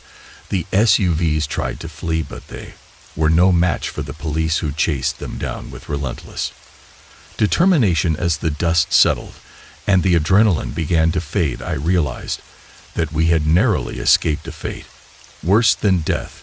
We were battered and bruised, but alive, our lives spared by the quick thinking and bravery of those who had come to our rescue. As we sat there in the darkness, surrounded by the wreckage of our car and the sound of sirens wailing in the distance, I couldn't help but feel grateful for the chance to live another day. We had survived the hunt, but the memory of that night would stay with us forever. I live alone in East Apartment, and lately things have been getting strange. It all started a few weeks ago. I began receiving threatening emails from an anonymous sender. At first I thought it was just spam or some kind of prank, but the messages quickly escalated from vague threats to specific details about my life. The emails were unnerving, filled with personal information that only someone close to me would know. They knew where I worked, where I lived, even details about my daily routine. It was like they were watching me, waiting for the perfect moment to strike. I tried to trace the emails, but every time I did, they led back to my own computer. It didn't make any sense. How could someone be sending me messages from my own email account? I changed all of my passwords, ran virus scans, even contacted the police, but there was nothing they could do. The emails kept coming, each one more menacing than the last. I felt like I was being watched, like someone was always lurking just out of sight, waiting for me to let my guard down. I started to avoid going out alone, always looking over my shoulder and jumping at the slightest sound. But no matter how careful I was, the emails kept coming, each one more threatening than the last. They knew everything about me, my fears, my weaknesses, even my deepest secrets. I began to feel like I was losing my mind, like I was trapped in a nightmare with no way out. I couldn't sleep, couldn't eat, couldn't focus on anything but the constant stream of messages flooding my inbox. And then, just when I thought things couldn't get any worse, I started receiving packages filled with photographs, newspaper clippings, even items from my own apartment. It was like whoever was behind the emails was trying to drive me insane, to break me down until there was nothing left but fear and paranoia. I knew I had to do something, had to find out who was behind the emails before it was too late. But every time I tried to investigate, I had a dead end. There were no clues, no leads, nothing to point me in the right direction. I was running out of options. Running out of time. I felt like I was drowning, suffocating under the weight of my own fear and desperation. But then, just when I was about to give up hope, I received a breakthrough, a message from the anonymous sender taunting me with details about my past, my family, even my childhood. It was like a slap in the face. A wake-up call that snapped me out of my despair and into action. I knew I had to confront whoever was behind the emails, had to put an end to this nightmare once and for all. I gathered up all the evidence. I had collected all the emails, photos and packages, and marched down to the police station, determined to make them listen. At first, they were skeptical, dismissing my claims as the paranoid ramblings of a disturbed mind. But as I laid out the evidence before them, their expressions changed from disbelief to concern. They promised to launch a full investigation to track down whoever was behind the emails and bring them to justice. And for the first time in weeks, I allowed myself to hope that I could finally put an end to this nightmare and reclaim my life. Days turned into weeks, and still there was no sign of the anonymous sender. The police did their best, but without any concrete leads, there was little they could do. I began to lose hope, to feel like I was fighting a losing battle against an enemy I couldn't see or touch. But then, just when I was about to give up, I received a message, not from the anonymous sender, but from the police. They had traced the emails back to an old acquaintance of mine, someone I hadn't spoken to in years. It was like a punch in the gut, a betrayal that cut me to the core. But as the shock wore off, I realized that I finally had the answers I had been searching for. I confronted the acquaintance, demanding to know why they had targeted me, why they had tried to ruin my life. And as they confessed to their crimes, I felt a sense of relief wash over me, relief that I could finally put this nightmare behind me and move on with my life. The police arrested the acquaintance, and as they were led away in handcuffs, I felt a sense of closure that I hadn't felt in weeks. I knew that it would take time to heal from the trauma of the experience. I've always been fascinated by the paranormal. There's something about the unknown that draws me in, so when I got the chance to join a team of paranormal investigators on an expedition to a haunted forest, I jumped at the opportunity. We arrived at the forest just as the sun was beginning to set, the dense canopy overhead casting long shadows across the forest floor. As we unloaded our equipment and set up camp, a sense of unease settled over me, but I pushed aside my doubts and focused on the task at hand. We wasted no time in getting started, setting up our cameras and EVP recorders in strategic locations throughout the forest. As the night wore on, we took turns exploring the woods, searching for any sign of paranormal activity.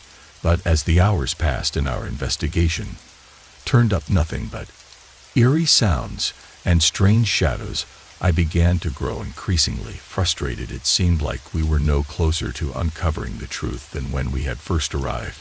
And then, just as I was about to suggest calling in a night, something strange happened. One of our cameras picked up a faint whisper, barely audible over the rustling of the leaves. We gathered around the screen, listening intently as the voice grew louder, its words becoming clearer with each passing moment. It was unlike anything I had ever heard before, guttural and otherworldly, like the voice of a creature from the depths of hell itself. And as the words echoed through the forest, a chill ran down on my spine, and I knew that we were in way over our heads. But before we could react, the forest erupted into chaos. Shadows darted through the trees, and strange lights danced in the darkness, illuminating twisted shapes that seemed to shift and warp with each passing moment. We scrambled to pack up our equipment, our hearts pounding in our chests as we fought to escape the forest. But no matter how fast we ran, the shadows seemed to follow, their twisted forms closing in around us. As we stumbled through the underbrush, I could hear the panicked shouts of my teammates echoing through the trees, their voices filled with fear and desperation. But I dared not look back, knowing that whatever was chasing us was gaining ground with each passing moment. Just when it seemed like all hope was lost, we burst out of the forest into the open air, gasping for breath. As we stumbled into the clearing, we collapsed onto the ground, our bodies trembling with exhaustion and relief as we looked back at the dark wall of trees that loomed behind us as the first light of dawn broke over the horizon. We knew that we had narrowly escaped a fate worse than death, and as we made our way back to civilization, I couldn't shake the feeling that we had stumbled upon something far more terrifying than we had ever imagined. But one thing was for certain: we would never venture into that forest again. I'm a CE and I faced some tough challenges in my time, but nothing could have prepared me for what happened on my solo expedition in the snowy woods. I set out on a clear morning, the crisp mountain filling my lungs as I trudged through the fresh powder. The snow was deep, but I was confident in my skills and eager to tackle the wilderness on my own. As the day wore on, the weather took a turn for the worse. Dark clouds rolled in, blotting out the sun and plunging the forest into a great twilight. I pushed on, determined to reach my destination before the storm ended. But as the snow began to fall in earnest, I realized that I was in for more than I bargained for. The blizzard descended quickly, the wind would through the trees with a ferocity that made it hard to see. More than a few feet in front of me, I tried to keep my bearings, but the swirling snow disoriented me, and before long I realized that I was hopelessly lost. Panic set in as I struggled to find my way, my heart pounding in my chest as I up against the biting cold and the relentless wind. I stumbled through the woods, my boots sinking into the deep snow with each step, my hands numb with cold as I clutched my map and compass. But no matter which way I turned, I couldn't seem to find my way out of the forest. The trees loomed overhead like dark sentinels, their branches twisted and gnarled in the gloom. Hours passed, but it felt like an eternity as I battled against the elements, my energy waning with each passing moment.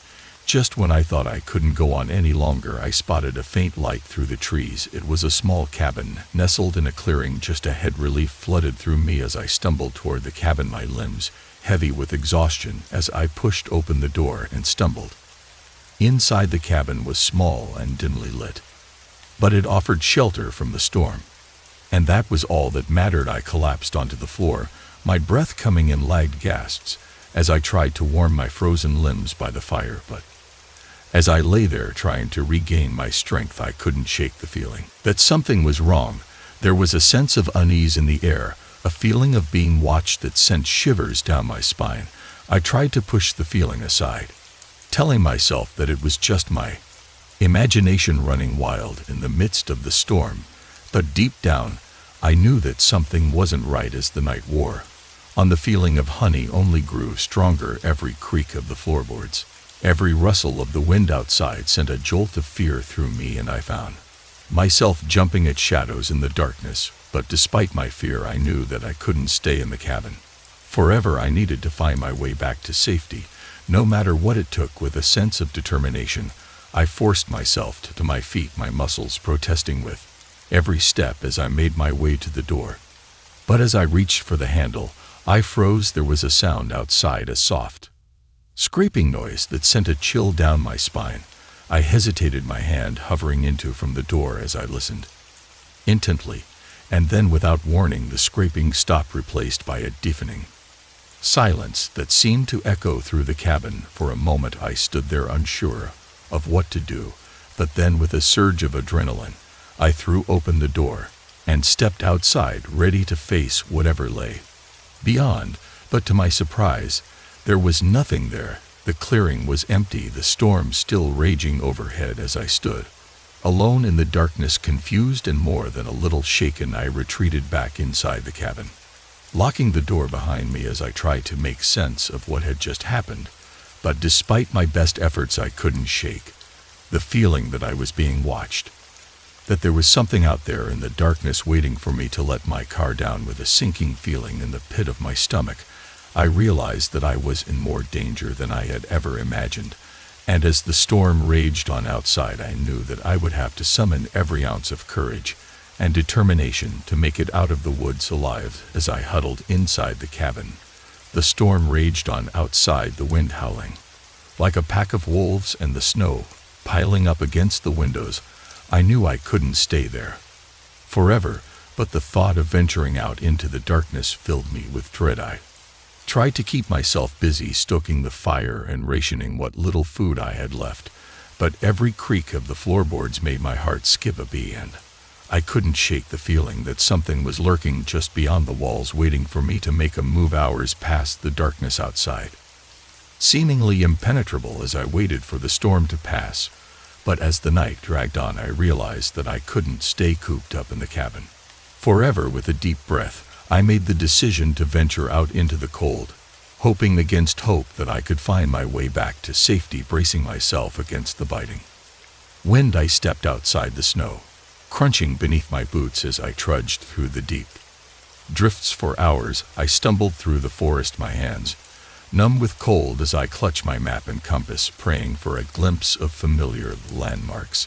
But as the storm raged on, it became increasingly clear that I was hopelessly lost. The trees loomed overhead like silent sentinels, their branches laden with snow as they sed in the wind.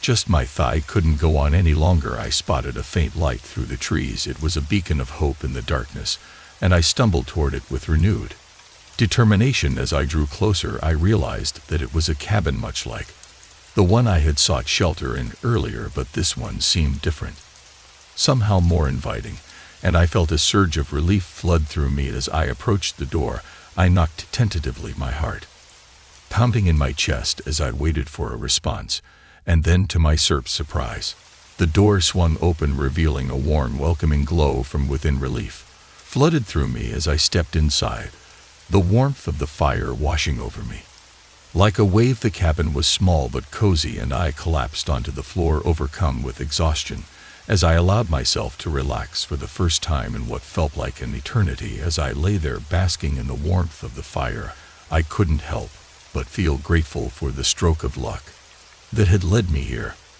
I was stranded on the side of a deserted highway in the Midwest, the sun sinking low on the horizon, casting long shadows across the empty road. With no cars in sight and no sign of civilization for miles, I felt a growing sense of desperation, knowing at the pit of my stomach. As the hours passed and the sky darkened, I began to worry that I might be stuck out here all night, vulnerable to whatever dangers lurked in the darkness. But just as I was starting to lose hope, the sound of an approaching engine broke through the silence, filling me with a sense of relief. I stuck out my thumb and prayed for the best as the headlights of a truck came into view, growing larger and larger. With each passing second, the truck slowed to a stop beside me, and I felt a rush of gratitude towards the driver for offering me a ride. But as I climbed into the cab and settled into the passenger seat, a wave of unease washed over me. There was something about the trucker's demeanor that set off alarm bells in my mind, a sense of menace lurking beneath his friendly smile. I tried to shake off my instincts and focus on the road ahead, but the feeling of unease lingered, growing stronger with each passing mile. I couldn't put my finger on exactly what it was that made me so uncomfortable, but I couldn't shake the feeling that I was in danger. As we drove deeper into the night, the trucker's behavior became increasingly erratic, his laughter growing louder and more manic with each passing minute. I tried to keep up a polite conversation, but his responses grew increasingly nonsensical, leaving me feeling more unsettled than ever. I began to regret ever accepting a ride from this stranger, but there was no turning back now. I was at his mercy, curling down the highway at breakneck speed with no idea where we were headed or what he had planned for me. Just when I thought things couldn't get any worse, the trucker suddenly veered off the highway and onto a deserted dirt road, his eyes glinting with madness as he turned to face me. My heart pounded in my chest as I realized that I was completely at his mercy, alone and vulnerable in the middle of nowhere. I knew that I had to get out of there to escape from this madman before it was too late. With a surge of adrenaline, I flung open the door and leaped from the truck, hitting the CR.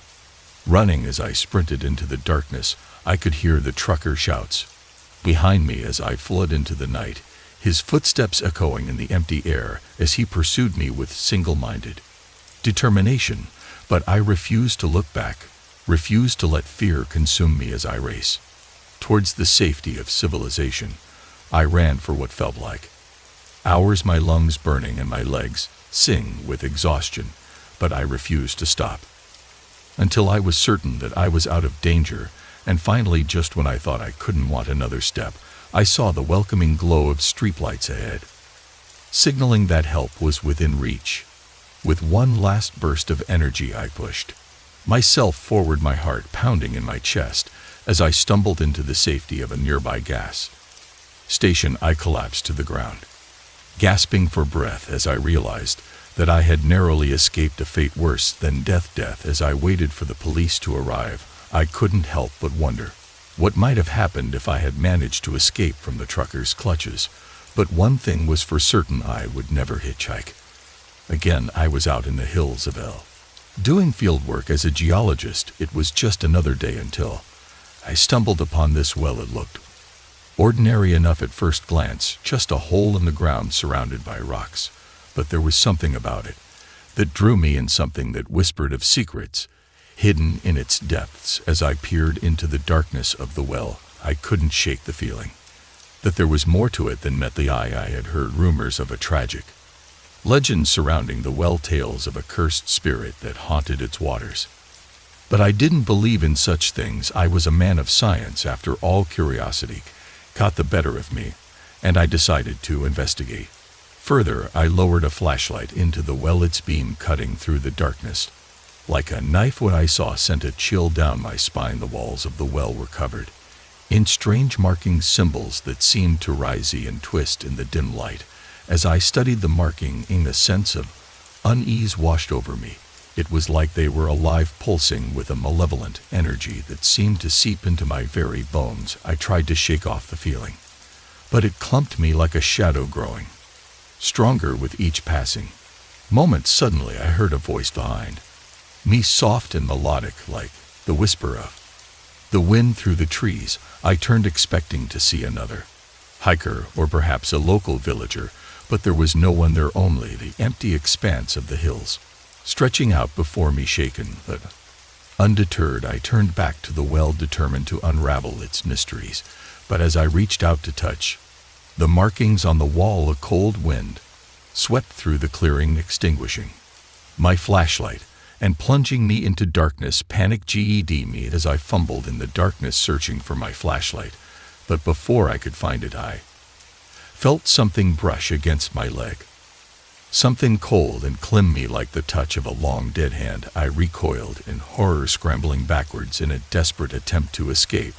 But it was too late. Something had me in its grasp, pulling me inexorably towards the well. I thrashed and struggled, but it was like trying to fight against the tide. I could feel myself being dragged closer and closer to the gaping mouth of the well, the darkness swallowing me whole. Just when I thought all hope was lost, I heard a voice calling out to me from the darkness. It was faint at first, like a distant echo, but it grew louder and clearer with each passing moment. It was the voice of a woman, soft and soothing, like a beacon of light in the darkness. With renewed strength, I reached out towards the voice, grasping desperately for something, anything to hold on to. And then, miraculously, I felt a hand close around mine, pulling me back from the brink. It was a local villager.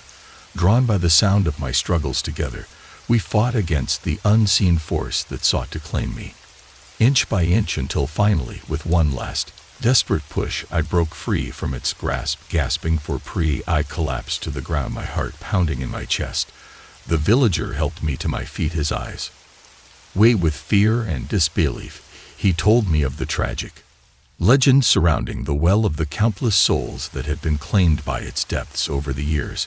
And as I looked back at the well, now nothing more than a dark hole in the ground, I knew that I had narrowly escaped a fate worse than death. With trembling hands, I thanked the villager for saving my life and stumbled back toward civilization, vowing never to return to those cursed hills again.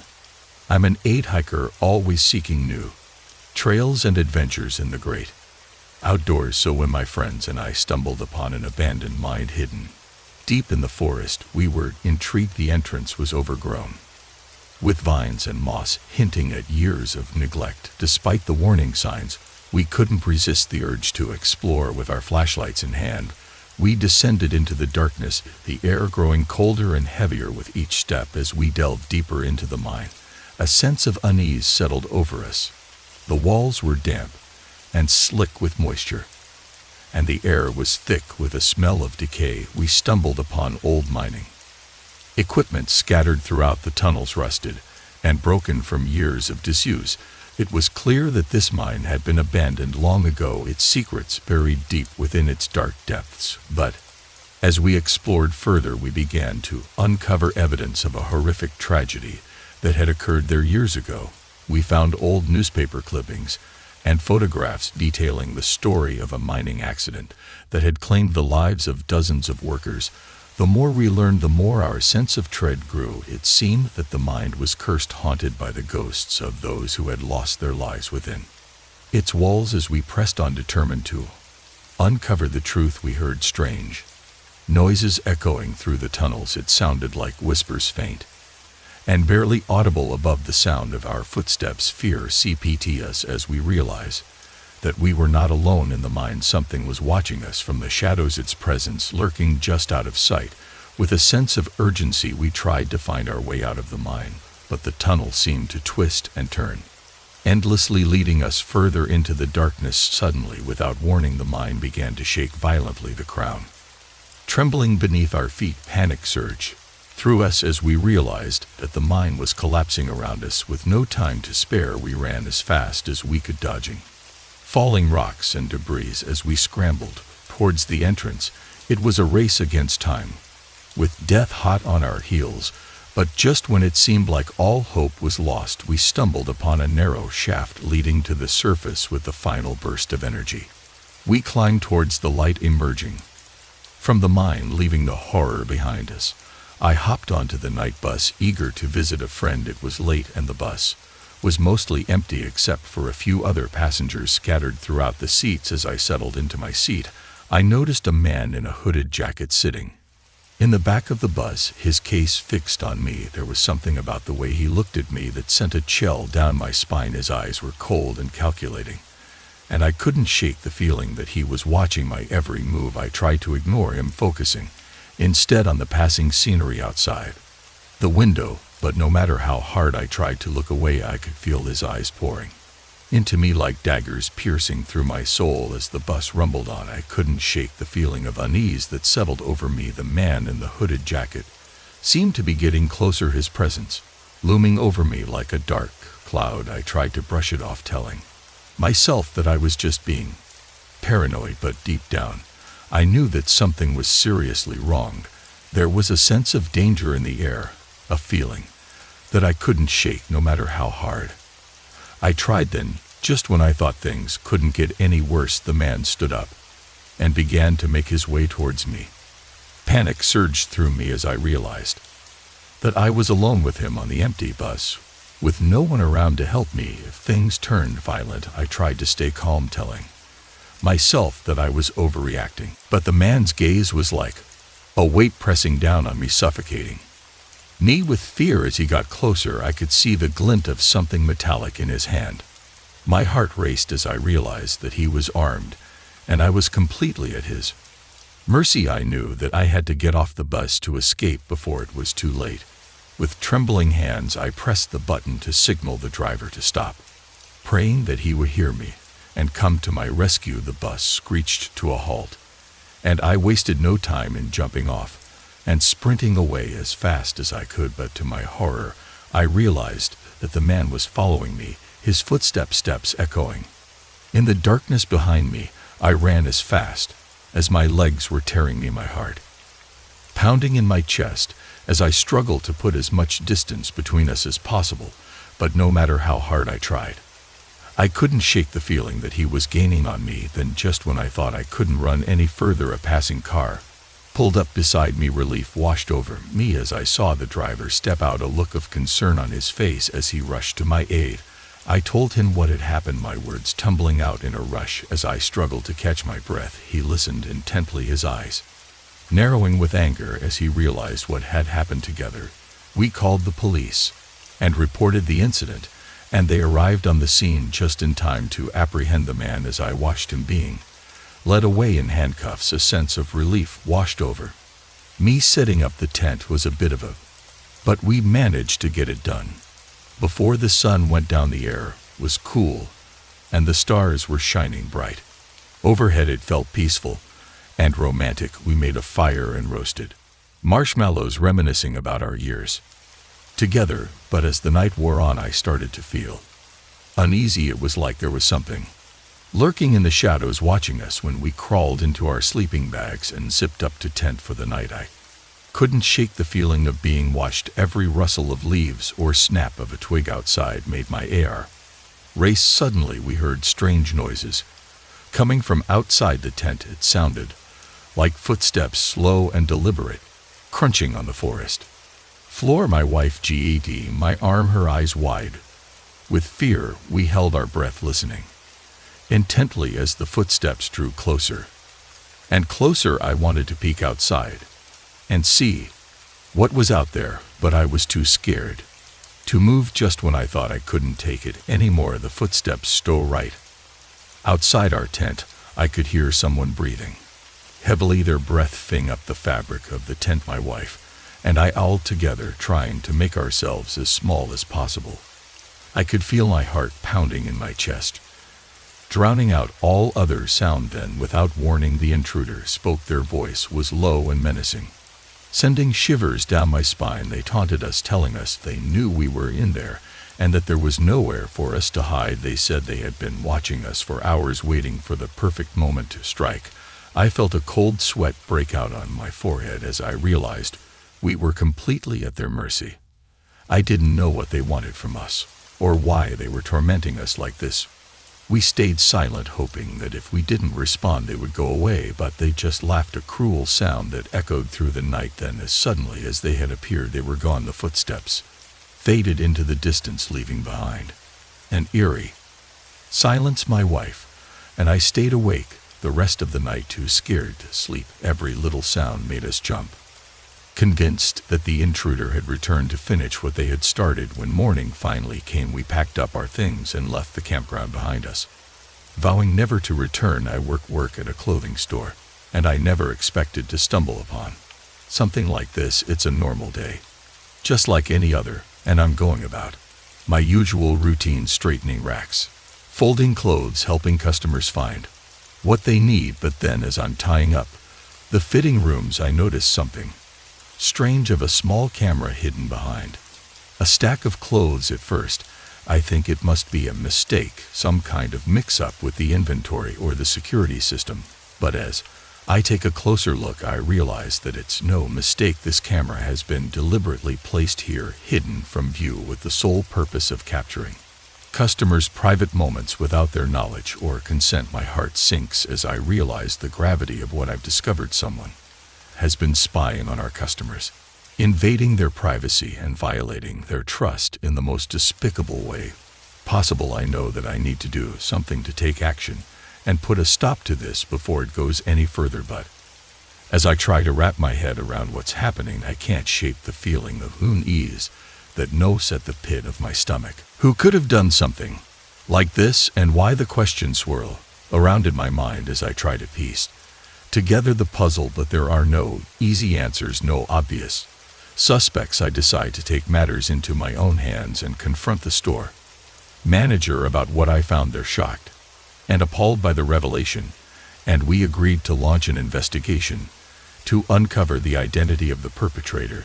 But as we delve deeper into the mystery, I can't shake the feeling that someone is watching me, lurking in the shadows and waiting to strike. I start to notice strange things happening, items going missing, strange noises in the store. After hours, I try to brush it off as just my imagination running wild, but deep down I know that something isn't right.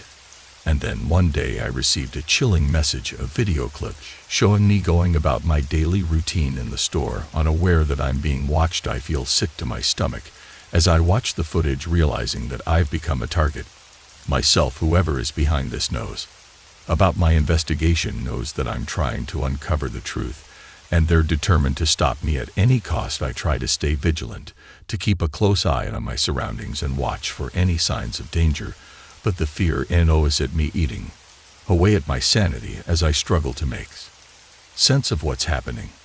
And then one night, as I'm closing up the store, I heard the sound of footsteps echoing in the empty corridors, growing steadily closer with each passing moment. My heart pounds in my chest as I realize that I'm not alone, that someone or something is lurking in the darkness waiting to strike. I try to stay calm, to convince myself that it's just a trick of the mind, but deep down I know that it's not. I can feel the presence of something malevolent, something sinister lurking just beyond the edge of my perception. I hurry to lock up the store and make my way towards the exit, but the footsteps grow louder, closer, until they're practically right behind me. I can feel the hairs on the back of my neck standing on end as I quicken my pace, my heart racing with fear and uncertainty. And then, just as I reach the door, I feel a hand grab hold of my shoulder, pulling me back with a strength that sends me sprawling to the ground. I look up to see a shadowy figure looming over me, their face obscured by the dim light as they reach for me with outstretched hands. I scramble to my feet and race towards the exit, my breath ragged and my heart pounding in my chest. I can hear the figure chasing after me, their footsteps echoing in the empty corridors as they close in on me with each passing moment.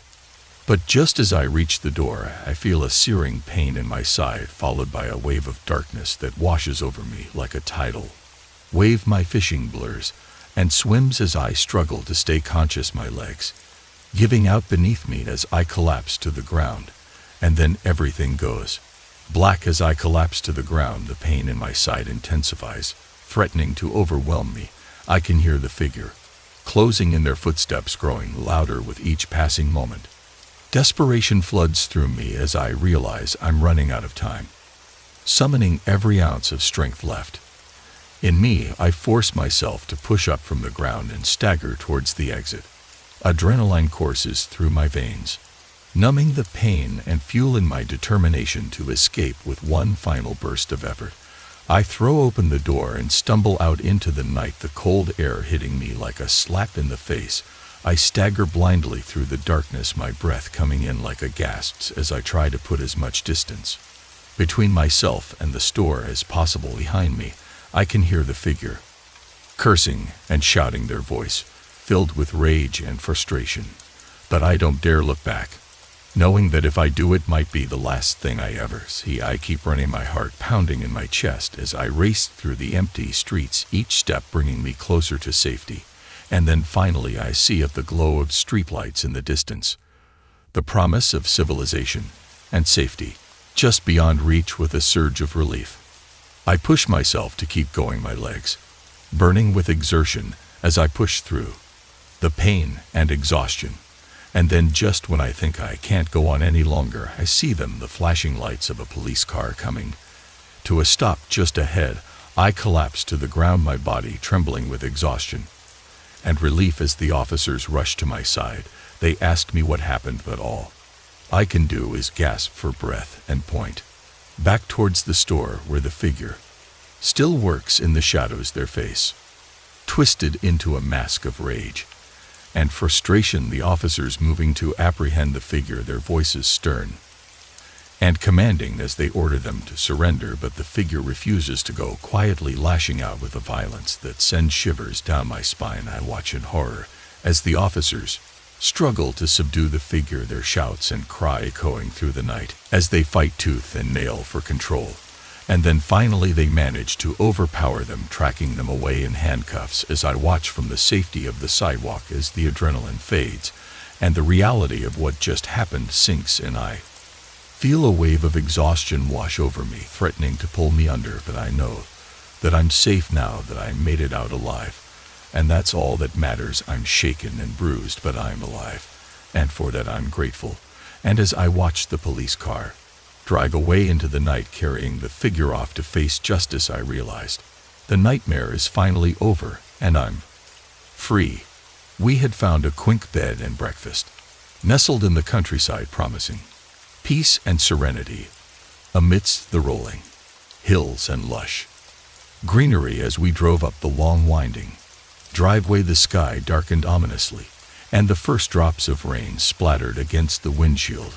I felt a sense of unease creeping over me, but I brushed it off as just nerves from the impending storm. The bed and breakfast looked charming from the outside with its cozy exterior and warmth and fighting lights glowing in the windows. We parked the car and hurried inside, eager to escape the rain and settle into our room for the night. But as soon as we stepped through the door, I felt a chill run down my spine. There was something off about the place, something that I couldn't quite put my finger on. The air felt heavy and oppressive, and a sense of foreboding hung in the air like a thick fog. We were created by the owners, a middle-aged couple with forced smiles and steely eyes.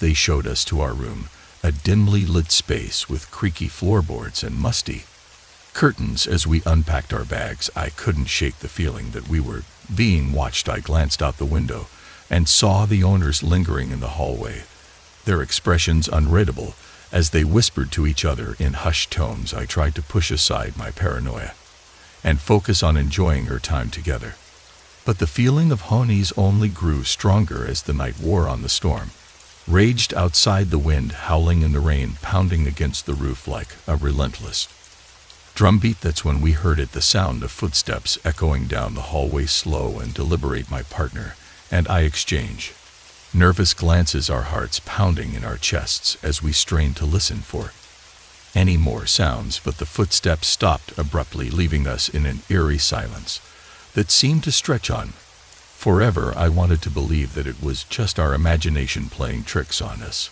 but deep down I knew that something was terribly wrong. We tried to convince ourselves that we were just being paranoid, that there was a rational explanation for everything that was happening.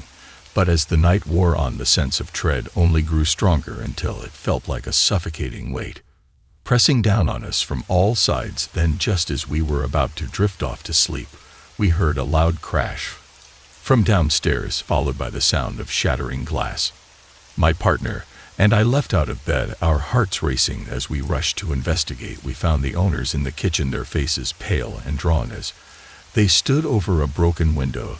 They muttered something about a fallen tree limb, but their eyes darted nervously around the room, betraying their fear. I wanted to believe their explanation, to trust that everything was okay, but nagging voice in the back of my mind told me otherwise. There was something about the way they looked at us, something sinister lurking behind their forked smiles and polite demeanor. As the storm raged on outside, my partner and I huddled together in our room, too afraid to sleep and too afraid to leave. We listened intently for any more sounds, but the night was eerily quiet, save for the occasional clap of thunder in the distance. Hours passed, and still we heard nothing. It was as if the world outside had ceased to exist, leaving us alone in the darkness with our fears and suspicions.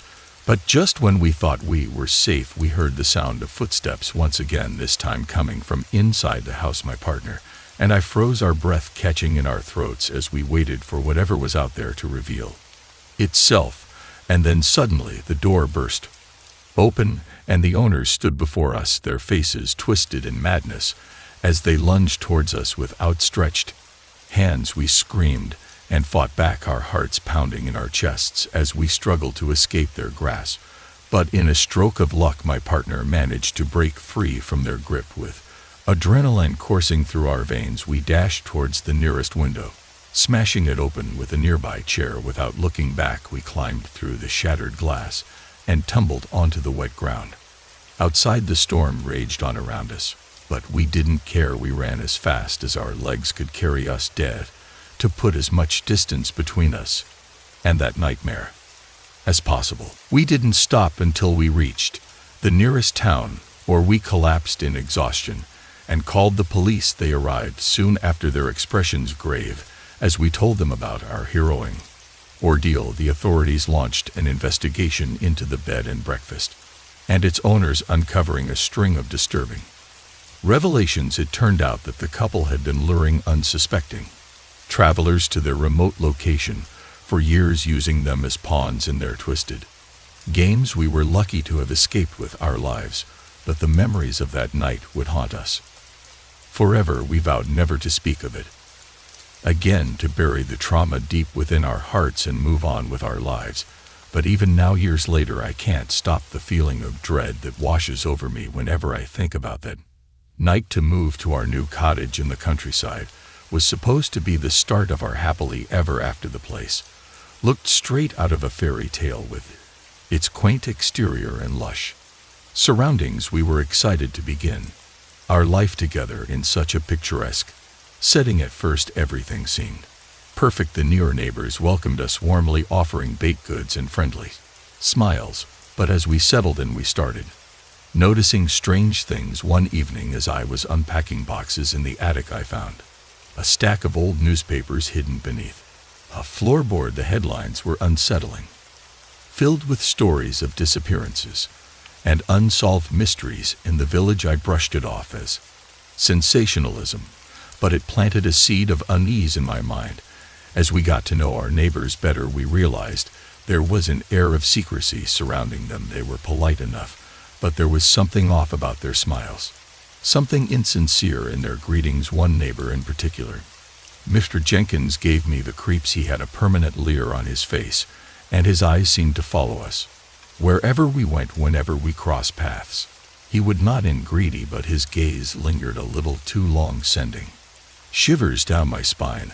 I tried to ignore my crowing unease, chalking it up to noise and unfamiliar surroundings. But then strange things started happening around the cottage. One night, we heard footsteps outside our bedroom window. When I went to investigate, I found muddy footprints leading away from the house, disappearing into the darkness. I told myself it was just a wandering animal, but deep down I knew it was something more sinister.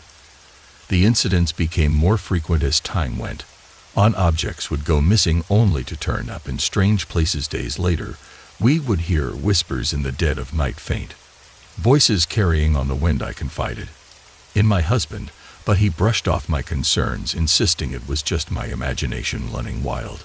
He didn't want to entertain the idea that something was wrong, preferring to believe we were safe in our new home. But I couldn't shake a feeling of dread that hung over me like a dark cloud. I started avoiding our neighbors, avoiding a contact, and making excuses to stay indoors. I didn't trust them, didn't want to be around them any longer than necessary. Then one day I stumbled upon something that made my blood run cold. I was rummaging through a box in the garage when I found a stack of old photographs hidden beneath a pile of old blankets. They were faded and yellow with age, but as I flipped through them, I felt a choke my heart. The photographs were of our neighbors, but they weren't smiling and waiting like they had been when we first met. They were standing in a circle, their faces twisted with malice, as they stared into the camera with cold, dead eyes. I showed the photographs to my husband, hoping he would finally take me seriously, but instead of being concerned, he laughed it off, dismissing the photographs as a prank or a misunderstanding. I knew then that I was on my own. I couldn't rely on my husband to protect me, couldn't trust anyone in this village to have my back. I had to find out the truth on my own, no matter the cost. I started doing some digging, asking around town and doing research online. The more I uncovered, the more terrified I became. It turned out that our neighbors had a dark secret, one that had been buried for years beneath the facade of small-town charm. They were part of a cult, a group of people who believed in dark rituals and ancient gods. I couldn't believe it at first, couldn't wrap my head around the idea that the people living next door were capable of such evil, but the evidence was undeniable, and I knew I had to get out before it was too late. I tried to convince my husband to leave, but he refused to listen, insisting that I was overreacting and letting my imagination run wild. He didn't want to believe that the people we had trusted were capable of such horrors. In the end, I had no choice but to leave him behind and escape on my own. I packed a bag and slipped out in the dead of night, leaving behind everything I had ever known in search of safety. I'm just a trucker, plain and simple, been on the road for what feels like forever, hauling loads across the southeast. You get used to the long hours and the h of the engine, but there was This one night, a few years back, that still sends shivers down my spine. I was driving through the back roads of Georgia when my decided to call it quits. Just died on me, middle of nowhere, no cell phone signal, just the darkness and the sound of crickets. So there I was, stuck in the middle of the southern wilderness. Praying for a miracle, I managed to find a spot with a weak signal, just enough to call for roadside assistance. They promised someone would be out to help, but the ETA was a mystery. With nothing else to do, I sat in my truck, surrounded by the oppressive quiet of the night. Eventually, headlights appeared in the distance. Relief washed over me as the tow truck pulled up. The guy driving it was a burly fellow wearing a stained uniform that looked like it had seen better days, but beggars can't be choosers, right? He introduced himself as Roy, the local mechanic. Looked like he hadn't seen a good night's sleep in years. We exchanged a few words, and he got to work on my rig. As he tinkered around, I couldn't shake this feeling that something wasn't right. The air felt heavy, like a storm was brewing, but the skies were clear. Roy mumbled to himself, occasionally shooting me a glance that made my skin crawl. He seemed nervous, jittery. Even I chalked it up to the pressure of fixing his stranded truck in the dead of night. But as he worked, the atmosphere shifted from uneasy to downright sinister. I asked him how long it would take, and he replied with a vague, just a little longer, almost done. But the shadows danced around him, and his eyes held a glint of something malevolent. It was then that I noticed a toolbox by his side, filled with tools that seemed a little too sharp, a little too menacing. The minutes turned into an eternity, and Roy's movements became more erratic. He kept glancing towards the woods, as if expecting someone or something. My ints were on high alert, telling me that I needed to get out of there, but my truck was still in pieces, and the southern night held me captive. Suddenly, Roy stood up, wiping his hands on a rag, his eyes, once avoiding mine, locked onto me with an intensity that sent chills down my spine. He muttered something about needing to check something under the trucking gesture for me to step out. As I reluctantly got out of my truck, I noticed the isolation of the place. No other cars on the road, no signs of civilization. The dim glow of the tow truck's headlights was the only source of light in that sea of darkness. Boy crouched down, pretending to inspect the undercarriage. That's when it hit me. This was a trap. There was no breakdown. My truck had been sabotaged. Panic surged through me as I realized I was alone in the dark with a mechanic who had sinister intentions. I took a step back, my mind racing for a plan. Roy, sensing my unease, stood up with a twisted grin. In that moment, instinct took over, and I bolted into the woods. The night swallowed me whole as I sprinted through the thick foliage, each step echoing with the pounding of my heart. I heard Roy shouting behind me, his thread slicing through the night air. My HS burned, but fear fueled my legs. Branches scratched in my face, and the uneven ground threatened to trip me, but I didn't dare look back. Eventually, I stumbled onto a road, and distant headlights signaled the approach of another vehicle. I flighted it down, breathless and terrified. The driver, a kind soul, offered to call the police and help me get to safety. As we drove away, I glanced back,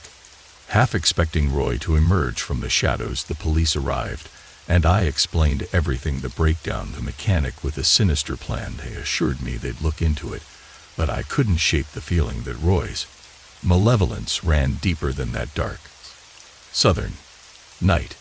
It was supposed to be a fun weekend getaway, just my family and I escaping the hustle and bustle of city life for a few days of relaxation in the crate outdoors. We had packed up our camping gear and headed out to a remote forest, eager to spend some quality time together under the stars. But as we settled into our campsite and started to unwind, I couldn't shake the feeling that something wasn't right. The forest seemed unnaturally quiet, devoid of the usual sounds of wildlife that you would expect to hear in such a remote location. As night fell and darkness descended over the forest, that feeling of his only grew stronger. I found myself constantly scanning the trees, half expecting to see something lurking in the shadows, watching us from afar. And then, in the blink of an eye, my worst fears were realized. My younger sister disappeared from the campsite without a trace, leaving behind nothing but an empty sleeping bag and a sense of dread that hung heavy in the air. Panic surged through me as I called out her name, my voice echoing through the silent forest. But there was no response, no sign of her anywhere in the darkness. With my heart pounding in my chest, I knew that I had to find her no matter what it took. Ignoring the protests of my family, I grabbed a flashlight and set out into the forest, determined to bring my sister back to safety. The forest seemed to stretch out endlessly before me, the trees looming over me like silent sentinels guarding some dark secret hidden in their depths. I stumbled through the underbrush, my flashlight casting long shadows that danced idly in the darkness. Every rustle of leaves, every snap of a twig beneath my feet sent shivers down my spine, as if the forest itself was alive and watching my every move. But I pushed on my determination to find my sister, overriding my fear. As I searched, I couldn't shake the feeling that something was following me. Lurking just out of sight in the darkness, I caught glimpses of movement. Out of the corner of my eye, heard strange noises echoing through the trees. But every time I turned to look, there was nothing there. Hours passed as I stumbled through the forest, calling on my sister's name until my throat was raw and my voice hoarse. But still there was no sign of her, no clue as to where she might have gone.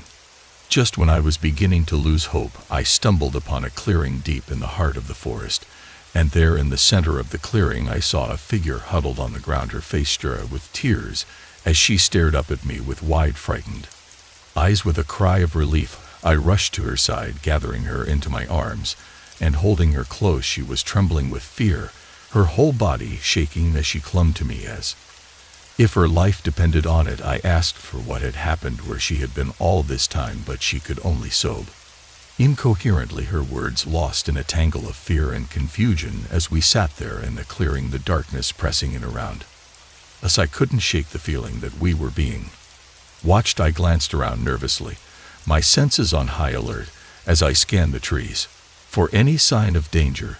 And then, just as suddenly as she had disappeared, my sister whispered something that sent a chill down my spine. She said that she had seen something in the forest, something dark and twisted lurking just beyond the edge of the clearing. I felt a cold can of fear form in the pit of my stomach as I realized that we were not alone out here, that there was something else in the forest with us, something sinister and malevolent that wanted us dead. With a sinking feeling, I knew that we had to get out of there, to leave the forest behind and never look back.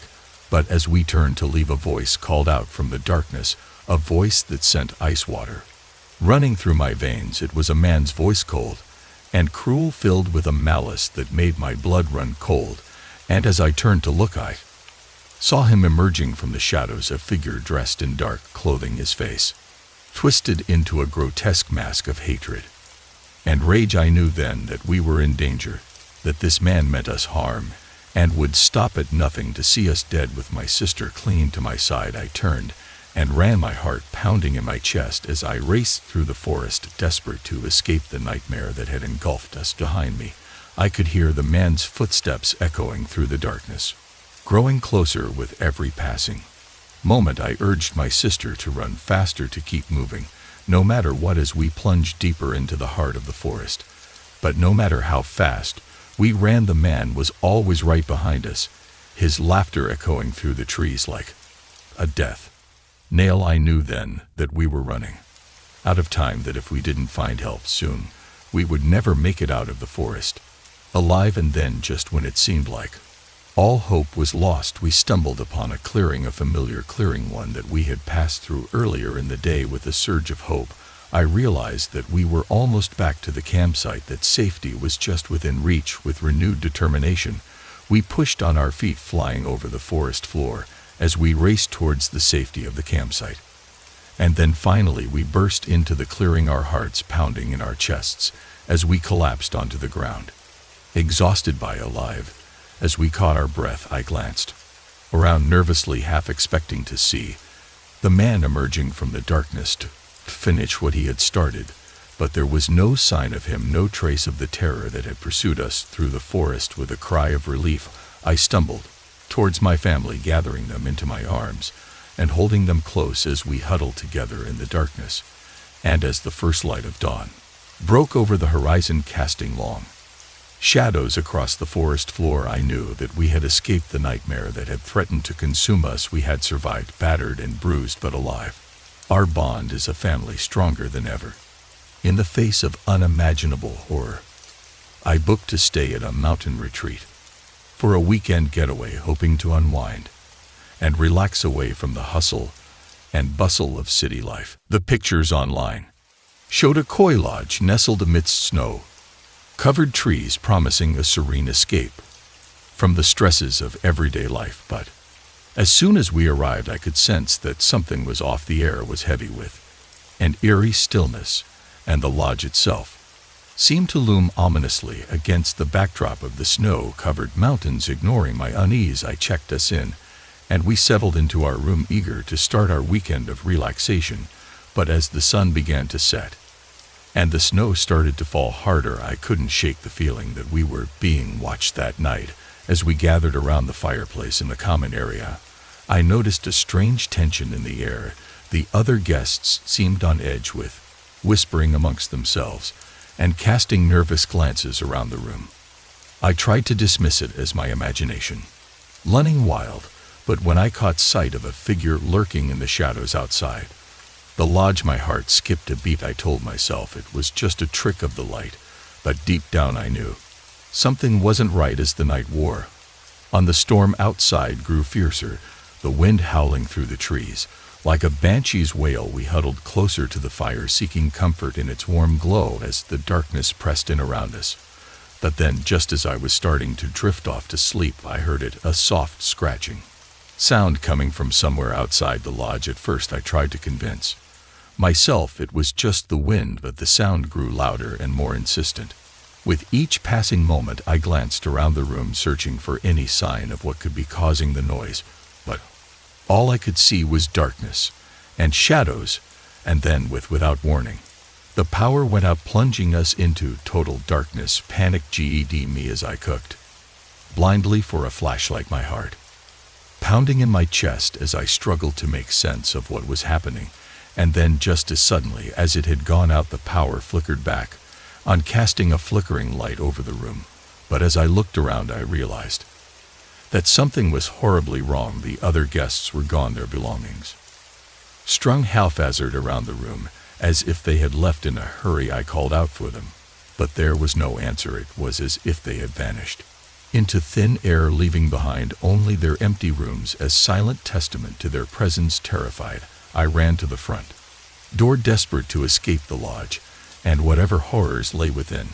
But when I tried to open it, I found it locked tight, as if it had been sealed shut from the outside. Panic rising in my chest, I pounded on the door, shouting for help, until my voice was hoarse. But there was no response, only the echo of my own screams bouncing off the walls of the empty lodge. I retreated to my room, locking the door behind me and huddling under the covers as I waited for morning to come. But as the hours dragged on, I couldn't shake the feeling that something was watching me, waiting for the perfect moment to strike. And then, just when I thought I couldn't take it anymore, I heard the sound of approaching footsteps. I held my breath, listening intently as they drew closer and closer until they were right outside my door.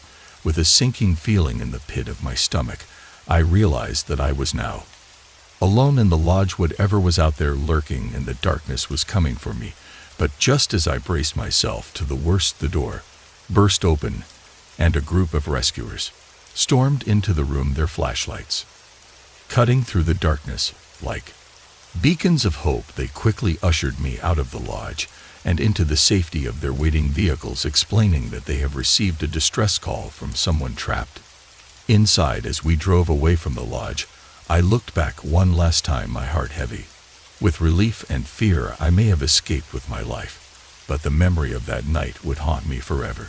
It all started innocently enough, just a weekend hiking trip to escape the hustle and bustle of city life. I packed my backpack with essentials, food, water, a map, and a compass, and set off into the wilderness, eager to explore the gray outdoors. As I ventured deeper into the forest, the world around me seemed to fade away, replaced by the serene beauty of nature. The air was crisp and clean, the trees towering overhead, and the only sounds were the chirping of birds and the rustling of leaves. But as I trekked deeper into the wilderness, I stumbled upon something that sent chills down my spine, a clearing in the forest hidden from view by a thick canopy of trees, and in the center of the clearing stood a group of people dressed in dark robes and chanting in unison. At first, I thought it was just a group of hikers like myself, maybe practicing some kind of meditation or yoga, but as I watched from a distance, I realized that there was something off about them, something sinister and unsettling. Their voices rose and fell in a hypnotic rhythm, and their movements were slow and deliberate, as if they were in some kind of trance. And then, as if sensing my presence, they all turned as one and fixed their gaze on me, their eyes burning with an intensity that sent a shiver down my spine. I knew I had to get out of there, and fast. But as I turned to leave, I realized that I was surrounded on all sides by dense forest with no clear path back to civilization. Panic began to rise within me, threatening to consume me whole. I tried to retrace my steps, but the trees seemed to shift and move, blocking my path and leading me deeper into the heart of the forest. It was as if the very forest itself was conspiring against me, trapping me in its clutches with no hope of escape. As I stumbled through the underbrush, my heart pounding in my chest, I could hear the chanting growing louder and louder behind me, echoing through the trees like a sinister drumbeat. And then, just when I thought I couldn't take it anymore, I stumbled upon something that made my blood run cold. Hidden among the trees was a makeshift campsite littered with strange symbols and artifacts, candles, incense, and what looked like bones arranged in intricate patterns. It was as if I had stumbled upon the lair of some ancient cult, hidden from view by the dense foliage of the forest. And then, just as suddenly as it had begun, the chanting stopped, leaving me in a deafening silence that seemed to stretch on for an eternity. I waited, holding my breath and straining my ears for any sign of movement, but there was nothing, no sound, no movement, nothing to indicate that anyone was still out there. I knew I had to get out of there, and fast. With trembling hands, I gathered up my things and made a break for it, running as fast as I could through the trees, desperate to put as much distance between myself and the cult as possible. But no matter how fast I ran, I couldn't shake the feeling that I was being watched, that unseen eyes were following my every move, waiting for the perfect moment to strike. It was as if the forest itself had come alive, with every tree and bush hiding some unseen menace waiting to pounce. I pushed myself harder and harder, my lungs burning and my legs aching with exertion, but still I couldn't seem to shake the feeling of dread that hung over me like a dark cloud. It was as if the very air around me was thick with malevolence, suffocating me with its oppressive weight. And then, just when I thought I couldn't go on any longer, I stumbled upon a trail, a faint winding path that seemed to lead back to civilization. With renewed hope, I followed it, my heart pounding in my chest as I prayed for deliverance from whatever horrors lurked in the darkness behind me. Finally, after what felt like an eternity, I emerged from the forest, blinking in the harsh light of the setting sun. I collapsed to the ground, gasping for breath and trembling with exhaustion, but alive somehow. Miraculously alive. As I lay there in the dirt, I couldn't help but wonder what had happened back in the forest, what kind of twisted rituals those cultists had been practicing, and what would have happened to me if I hadn't managed to escape. The night was thick with darkness. As we ventured into the woods, the path illuminated only by the feeble light of our flashlights, the crisp air heavy around us, filled with the sounds of rustling leaves and distant howls of nocturnal creatures. As we hiked deeper into the forest, a sense of unease settled over us, like a weight pressing down on our chests. I glanced nervously at my partner, their face drawn tight with apprehension, mirroring my own. Suddenly, we heard it, a faint IR chanting drifting through the trees, sending shivers down our spines. We exchanged a nervous glance, our steps faltering as we strained to listen. The chanting grew louder, more insistent, pulling us inexorably towards its source. I can start better judgment. We found ourselves drawn towards a clearing. Up ahead, the air thick with the scent of incense and something darker, more primal as we emerged into the clearing. Our breath caught in our throats at the sight before us. A group of hooded figures stood in a circle, their voices raised in a haunting chorus that seemed to echo through the night. We froze, rooted to the spot as we watched the ritual unfold before our eyes. Symbols were etched into the earth candles, flickering ominously in the darkness, casting long shadows that danced across the forest floor. My heart hammered in my chest as I realized the gravity of the situation. This was no ordinary gathering. This was something dark and otherworldly, something beyond our comprehension. But before we could turn and flee, the figures turned towards us, their eyes gleaming with an unnatural light that sent a chill down my spine. I felt a cold dread settle over me as I realized that we were trapped and snared in a web of darkness that seemed to tighten around us with each passing moment. Desperate, we tried to run to escape the clutches of whatever malevolent force held us captive, but no matter which way we turned, we found ourselves blocked at every turn. The figures closing in on us with each passing moment. As they drew nearer, I felt a primal fear rise up within me, threatening to consume the whole. But even in the face of certain doom, we refused to give up hope, fighting tooth and nail to break free from the grip of the darkness.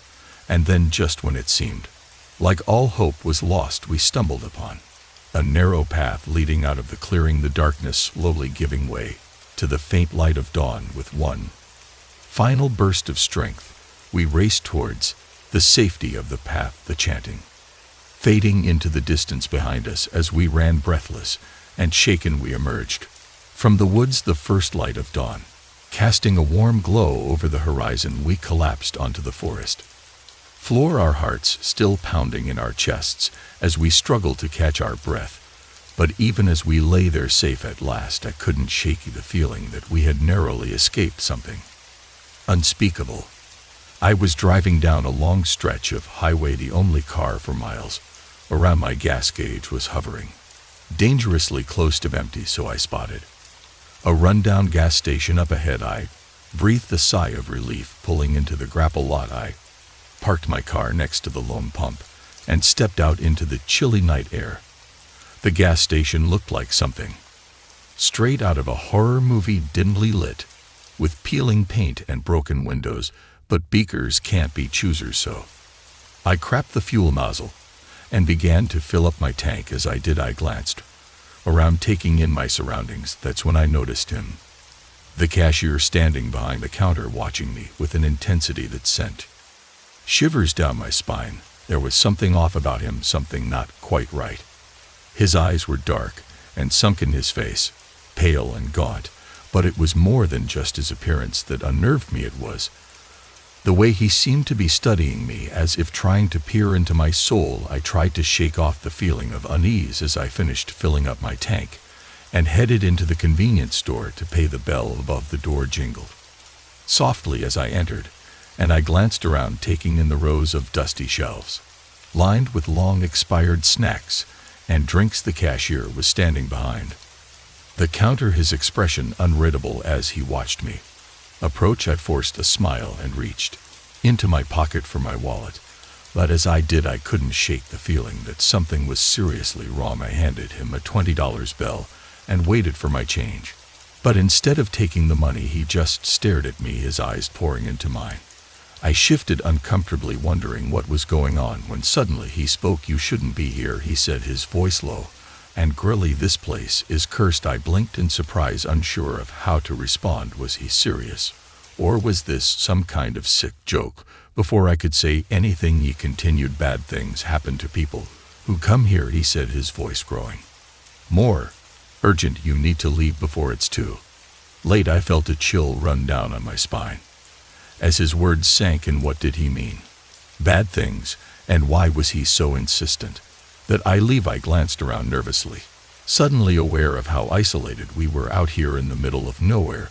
But before I could gather my thoughts, the door to the convenience store burst open, and a group of raw-looking men stumbled inside. They were laughing and joking loudly, their voices echoing off the walls. I tensed, instinct lie my heart pounding in my chest as I watched them approach the counter. The cashier's expression hardened as they drew near, and I could sense the tension in the air. "Hey, old man," one of the men said, his voice slurred with alcohol. "We need some smokes." The cashier didn't respond, just stared at them. With cold, empty eyes, the atmosphere in the convenience store grew more tense by the second until it felt like a powder cake ready to explode.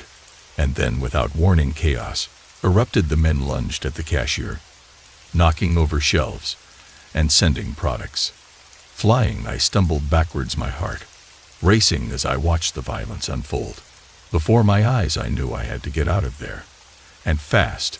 But as I turned to flee, I felt a hand close around my wrist, pulling me back. I spun around, my eyes widening in horror as I came face to face with the cashier. "Run," he said, his voice urgent. "Run as fast as you can and don't look back."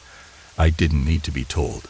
Twice I wrenched my wrist free from his grip and bolted for the door, my heart pounding in my chest. As I sprinted out into the night behind me, I could hear the sounds of the struggle intensifying, the men's shouts and the cashier's cries blending together into a cacophony of chaos. But I didn't dare look back. I just kept running, my legs pumping as fast as they could go until I was safely back in my car, the engine roaring to life beneath me. I peeled out of the gas station parking lot, my heart still racing as I sped away into the night.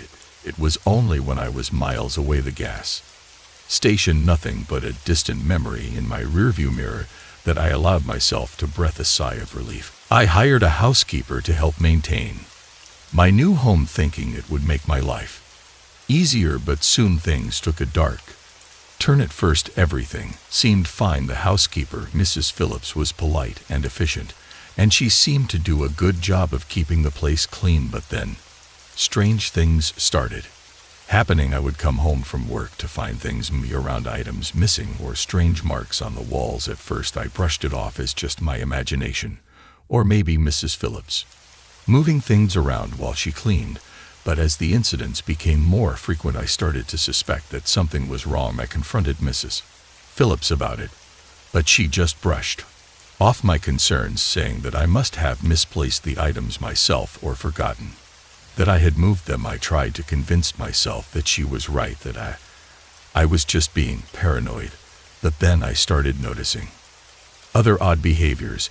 Mrs. Phillips would linger in the house long after her shift was over, and sometimes I would catch her whispering to herself in the hallway. I tried to ignore it, to convince myself that it was just harmless eccentricity. But then things took a darker turn. One night, I woke up to the sound of someone whispering my name outside my bedroom door. Heart pounding, I crept out of bed and tiptoed towards the door, trying to catch a glimpse of whoever was out there. But when I opened the door, there was no one there. I searched the entire house, but it was empty. No sign of Mrs. Phillips or anyone else. I tried to convince myself that it had just been a dream, or maybe I had imagined the whole thing. But then I found something that made my blood run cold, a photograph of me taken while I slept, tucked under my pillow. I knew then that something was seriously wrong, that Mrs. Phillips was not who she appeared to be. But I didn't know what to do. I was alone in the house with her, and I didn't know how to confront her without putting myself in danger. I tried to leave, to get out of the house and call the police, but every time I tried to open the front door, it was locked tight, as if someone was holding it shut from the other side. Panic rising, I ran to the back door, hoping to escape that way. But when I got there, I found it barricaded shut with heavy furniture, as if someone had been trying to keep me inside. I was trapped alone in the house with Mrs. Phillips and whatever sinister agenda she had planned for me. I didn't know what to do or to turn for help. But then, just when I thought all hope was lost, I heard noise outside, the sound of footsteps crunching on the gravel driveway, getting closer and closer to the house. With a surge of adrenaline, I ran to the window and looked out, praying to see a neighbor or passer-by who could help me, and to my relief, that's exactly what I saw: a group of people approaching the house, led by a police officer. I rushed to the door and threw it open, shouting for help. As I ran towards them, Mrs. Phillips tried to stop me, but I pushed past her, desperate to get away from her. In whatever twisted plan she had in store, the police quickly took control of the situation, apprehending Mrs. Phillips and searching the house for evidence of her crimes, and what they found was chilling. Hidden cameras, listening devices, and evidence of Mrs. Phillips's obsession. With me dating back for months, I was shaken but relieved to be safe at last. Mrs. Phillips was taken away in handcuffs, and I never saw her again. It was a typical night at the dispatch office for roadside assistance. The phone had been ringing up the hook with calls from stranded motorists, but this one was different. The caller's voice was tense as they described seeing a figure standing by the side of the road, watching them. They sounded genuinely scared, which sent a shiver down my spine. I quickly assured them that help was on the way, dispatching a tow truck to their location. But as I hung up the phone, I couldn't shake the feeling that something wasn't right. I glanced at the clock. It was nearly midnight, and couldn't help but feel a sense of unease settle over me as I waited for the tow truck to arrive. I couldn't shake the feeling that the caller wasn't alone out there on the dark, deserted road. Minutes felt like hours as I anxiously monitored the GPS tracker on the tow truck, willing it to reach the caller's location safely. And then finally the truck arrived, but there was no sign of the stranded motorist. My heart pounded in my chest as I tried to reach the caller again, but their phone was going straight to voicemail. With a sinking feeling in the pit of my stomach, I knew that something was terribly wrong. I quickly alerted the authorities, relaying all the information I had about the caller's location and the mysterious figure they had seen. As I waited for news, my mind raced with horrifying possibilities. What if the caller had been abducted? What if they were in danger? Minutes turned into hours as I waited anxiously for any word from the authorities. And then finally the phone rang. It was the police, and they had news. They had found the caller's car abandoned on the side of the road, but there was no sign of the caller anywhere. My heart sank as I realized that the worst-case scenario had come true. The caller had disappeared without a trace. As the days passed with no sign of the missing motorist, I couldn't shake the feeling of guilt that gnawed me. If only I had acted faster, if only I had sent help sooner, maybe things would have turned out differently. But deep down, I knew that there was something more sinister at play here, something beyond my control. Weeks turned into months, and still there was no sign of a missing motorist. The case remained unsolved, a dark shadow hanging over the small town where it had all begun. But even his life returned to normal for everyone else. I couldn't shake the feeling of dread that lingered in the back of my mind, because deep down I knew that whatever had happened to the missing mourners could happen to anyone, and that thought terrified me more than anything else. We were pumped up for our hiking trip, excited to spend some quality time in the great outdoors. Our group consisted of me, Sarah, and a few other friends. We had all the essentials packed: water, snacks, and a map. Or so we thought. As we trekked deeper into the mountains, the scenery became more breathtaking with each step. But as the day wore on, we realized we might have taken a wrong turn. Somewhere the trail seemed to disappear into thin air, leaving us stranded in the wilderness with no idea which way to go. Panic started to set in. As we frantically searched for any signs of the trail, the sun began its descent, casting long shadows across the forest floor. With darkness looming, tensions among us began to rise. Sarah, always the voice of reason, tried to keep us calm, but as the hours passed and the darkness closed and around us, even her optimism began to wane. We were lost, alone, and running out of options. The forest grew eerily quiet as night fell, broken only by the sound of our footsteps crunching on the forest floor. Every rustle of leaves, every snap of a twig sent shivers down our spines. We stumbled through the darkness, our flashlights casting feeble beams of light into the blackness ahead. Each step felt like a leap of faith, as if at any moment we could stumble into the unknown. Exhausted and terrified, we huddled together for warmth, hoping against hope that someone would come to our rescue. But as the night dragged on, it became clear that we were on our own. The darkness seemed to swallow us whole, enveloping us in its suffocating embrace. We were lost in a sea of trees, with no beacon to guide us home. As the hours ticked by, our fears grew more pronounced. Every shadow seemed to morph into something sinister, every sound and only of impending doom. But just as we were on the brink of despair, a glimmer of hope appeared on the horizon, a faint glow in the distance, like a beacon calling us home. With renewed determination, we followed the light, stumbling over roots and rocks in our haste to escape the darkness. And as we emerged from the forest, blinking in the pale light of dawn, we realized that we had made it out alive. Relief washed over us like a tidal wave as we collapsed onto the ground, exhausted but grateful to be alive. And as we huddled together, basking in the warmth of the rising sun, we knew that we would never forget the terror of that night in the woods. We were driving down the highway, my family and I enjoying the road trip, and the sights passing by outside the windows. The sun was beginning to set, casting a warm glow over the landscape, and we were making good time towards our destination. But then, without warning, everything changed. One moment the sky was clear, and the road was illuminated by the fading light of the sun, and the next it was like someone had flipped a switch and plunged us into darkness. It happened so suddenly that I barely had time to react, my hands tightening on the steering wheel as I struggled to see through the blackness. I glanced nervously at my family, their faces pale in the dim light of the dashboard. My wife reached out and clutched my hand, her fingers trembling with fear. "What's happening?" she whispered, her voice barely audible over the roar of the engine. I didn't have an answer for her. All I knew was that something was very wrong, and that we needed to get off the road as quickly as possible. I fumbled for my phone, my finger shaking as I tried to navigate the screen in the darkness. But when I tried to call for help, there was no signal, no response from the outside world.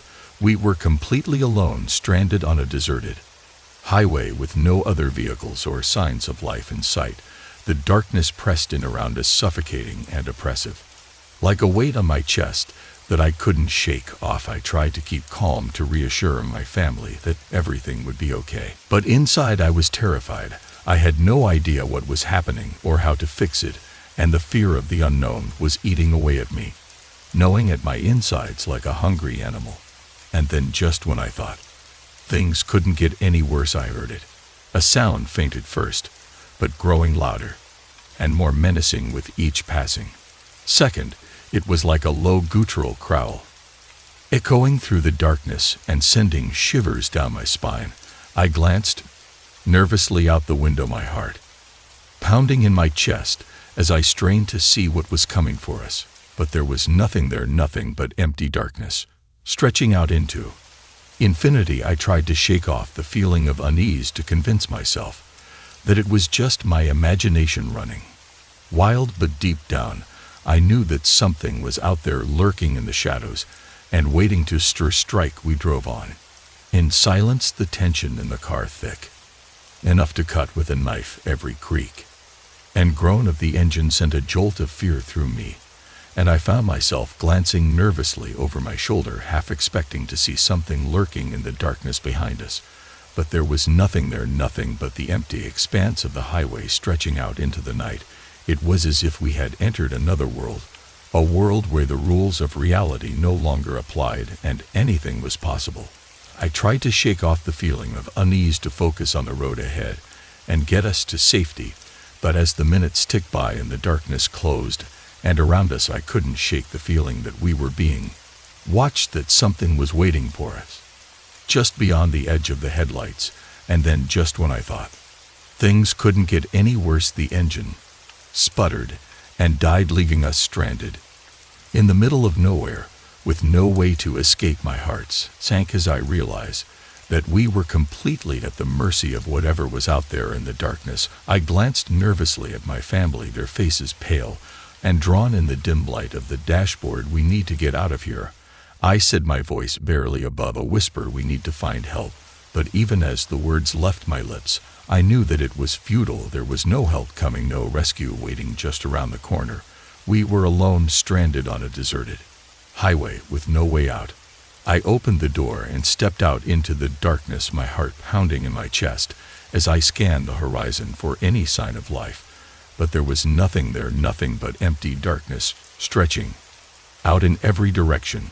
I turned back to the car, my hands trembling as I reached for the flashlight in the glove compartment, but when I flicked it on the beam of light, revealed nothing but empty darkness swallowing up everything in its path. I took a deep breath and tried to calm my reeling heart to focus on finding a way out of this nightmare, but as I turned back to the road, I saw something that made my blood run cold. There, standing in the middle of the highway, was a figure. It was tall and shadowy, its features obscured by the darkness, but there was something unmistakably human about it. I froze in terror, my mind racing as I tried to make sense of what I was seeing, but before I could react, the figure vanished into an air, leaving behind nothing but a lingering feeling of dread. I stumbled backwards, my heart pounding in my chest as I struggled to catch my breath. My family was watching me, their faces pale and drawn with fear. "We need to get out of here," I said, my voice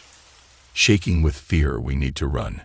And without another word, we turned and fled into the darkness, the sound of our footsteps echoing through the empty expanse of the highway as we raced to escape whatever horrors lay waiting for us in the night. We ran, our footsteps pounding against the pavement, echoing through the darkness as we raced to escape the unknown terror that lurked in the shadows. My heart was pounding in my chest, adrenaline coursing through my veins as we pushed ourselves to keep going, to put as much distance between us and whatever had haunted us on that deserted highway. I could feel the panic rising within me, threatening to overwhelm my senses as we fled into the night, but I forced myself to focus, to keep moving forward, knowing that our only chance of survival lay in putting as much distance between us and whatever was out there in the darkness. We ran for what felt like hours, our breath coming in ragged gasps as we pushed ourselves to the brink of exhaustion. But still the darkness seemed to stretch out endlessly before us, the road disappearing into the night with no end in sight. And then, just when I thought we couldn't go on any longer, I saw it, a faint glow in the distance, barely visible through the darkness, but unmistakably real. It was the lights of a small town, a beacon of hope in the vast expanse of the night. I felt a surge of relief flood through me, washing away the fear and exhaustion as we stumbled towards the lights, our legs aching with every step. But even as we drew closer, I couldn't shake the feeling that something was still out there watching us, waiting for us to let our guard down. We reached the edge of town just as the first light of dawn began to creep over the horizon, casting a warm glow over the streets and alleyways. I breathed a sigh of relief as we stumbled into the safety of the town, the darkness of the highway fading away behind us like a bad dream. We found help soon after, a kind stranger who took us in and offered a shelter for the night. And as we sat huddled together in the warmth of their home, surrounded by the comforting glow of lamplight, I couldn't help but feel grateful for the simple joys of safety and companionship. But even as we tried to put the events of that night behind us, I knew that the memory would stay with us forever, a reminder of the fragility of life and the darkness that lurks just beyond the edge of our perception. And as I lay down to sleep, my family safe beside me, I said a silent prayer of thanks to whatever forces had guided us through the darkness, knowing that we were lucky to have escaped with our lives. I was sitting in my city condo enjoying a quiet evening after a long day at work when the doorbell rang. I wasn't expecting any visitors, so I hesitated before getting up to answer it. When I opened the door, there was no one there, just a package lying on the doorstep. I picked it up and brought it inside, feeling a sense of unease creeping over me. The package was addressed to me, but there was no return address, no indication of who it was from or why it had been sent. Curiosity got the better of me, and I tore open the package to see what was inside. My heart skipped a beat when I saw what it contained, a photograph of myself taken from outside my window. I felt a chill run down my spine as I looked at the photo, trying to make sense of it. How had someone taken this picture, and why had they sent it to me? I glanced out the window, half expecting to see someone standing there watching me from the shadows, but there was no one, just the empty street below and the distant hum of city traffic. I tried to shake off the feeling of unease that was creeping over me, telling myself that it was just a prank, that there was a logical explanation for everything. But deep down, I couldn't shake the feeling that something wasn't right. I decided to call the police just to be safe. Maybe they could help me figure out who had sent the package and why. But when I picked up the phone, I hesitated. What if this was all just a misunderstanding? What if I was overreacting? In the end, I decided to wait and see if anything else happened before getting the police involved. Maybe whoever had sent the package would come forward and explain themselves, or maybe it was just a one-time thing. But as the night wore on, I couldn't shake the feeling of unease that had settled over me. Every creak of the floorboards, every gust of wind outside seemed to fill me with a sense of dread. I tried to distract myself, turning on the TV and flipping through the channels, but nothing could shake the feeling that I was being watched, that someone was out there lurking in the shadows, waiting for the right moment to strike. Eventually, exhaustion won out over fear, and I decided to call it a night. I locked all the doors and windows, double-checking each one to make sure they were secure before heading to bed. But sleep eluded me, and I tossed and turned for hours, my mind racing with thoughts of who could have sent the package and why. Finally, as the first light of dawn began to creep through the curtains, I drifted off into a fitful sleep. When I woke up, it was to the sound of my phone ringing. I cruelly reached for it, still half asleep, and answered it without checking the call. Or it. "Hello," I said, my voice hoarse with sleep. There was a pause on the other end of the line, and then a voice spoke, low and menacing. "I told you I'd come for you," it said, sending a shiver down my spine. I dropped the phone in shock, my heart pounding in my chest. How had they found me? What did they want? I stumbled out of bed and ran to the window, but there was no one there, just the empty street below and the distant hum of city traffic. I felt a surge of panic rising inside me, threatening to overwhelm me. I needed to get out of there, to find somewhere safe where I could hide until I figured out what was going on. I cracked my keys in my wallet, not bothering to grab anything else, and ran out the door, not stopping until I was halfway down the block. I didn't know where I was going, just that I needed to get as far away from that condo as possible. I ducked into the nearest coffee shop and collapsed into a seat, my hand shaking as I tried to catch my breath. I must have looked a mess because the barista came over to ask if I was okay. I tried to explain what had happened, but my words came out in a jumbled mess, barely coherent. The barista looked concerned and offered to call the police, but I shook my head, not wanting to involve them unless absolutely necessary. Instead, I called a friend and asked if I could stay with them for a few days until I figured out what was going on. They agreed without hesitation, and I spent the next few days up in their spare room, too afraid to leave the house. Eventually, the fear began to fade, replaced by a sense of determination. I wasn't going to let whoever had sent that package scare me away from my own home. I went back to the condo, this time with a plan. I installed security cameras around the perimeter of the building, hoping to catch whoever was stalking me in the act. And sure enough, a few days later, the cameras caught something, a shadowy figure lurking in the alley behind the building, watching my every move. I called the police and showed them the footage, but by the time they arrived, the figure was gone, disappearing into the night without a trace. But even though they never caught whoever was behind it, knowing that I had proof of what had been happening was enough to give me some peace of mind. It was a quiet night at the museum. Just like any other, I was doing my rounds, checking the security cameras and making sure everything was in order. But as I glanced at the monitors, I noticed something strange. There were fluctuations in the video feed, like someone was tampering with the cameras. My heart skipped a beat as I tried to pinpoint the source of the interference. It didn't take long for me to realize that it was coming from the Egyptian exhibit. I hurried down the darkened corridors, my footsteps echoing off the walls as I made my way towards the exhibit. As I entered the room, I felt a chill run down my spine. The artifacts, the priceless relics that had been carefully preserved for centuries, were gone. Panic surged through me as I realized that someone had broken into the museum and stolen the artifacts. Right out from under our noses, I frantically searched the exhibit, hoping to find some clue as to who had done this and why.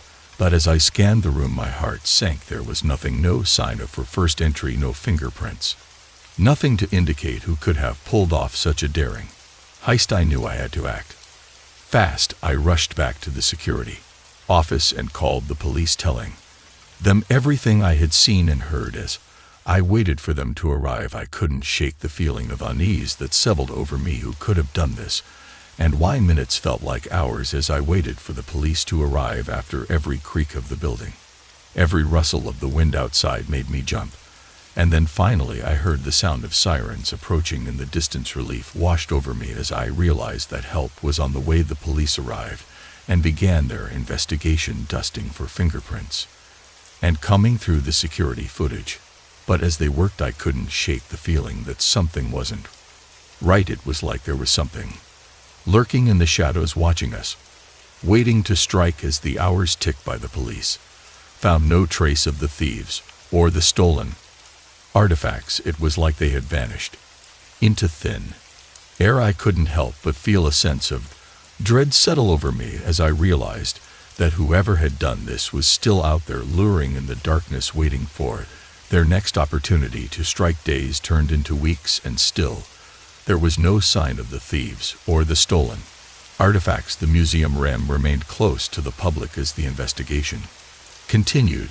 But even as life returned to normal for everyone else, I couldn't shake the feeling of unease that lingered in the back of my mind.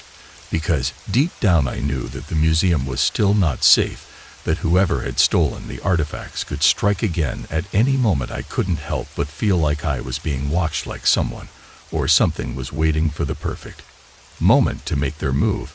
And as I looked out at the empty museum, I couldn't help but wonder, would we ever catch the thieves? It was a bitterly cold winter night, and I was driving my big rack along the icy roads of the remote northern highways. The wind held outside, and the snow whipped against the windshield, obscuring my view of the desolate landscape outside. As I navigated the treacherous terrain, my mind wandered, my thoughts drifting to the warmth of my home and the comfort of my bed.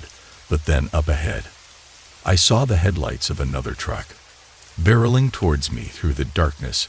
I tensed up, my on the steering wheel tightening as the other truck drew closer. But as it passed, I caught a glint of the driver, a shadowy figure behind the wheel, their face obscured by the darkness.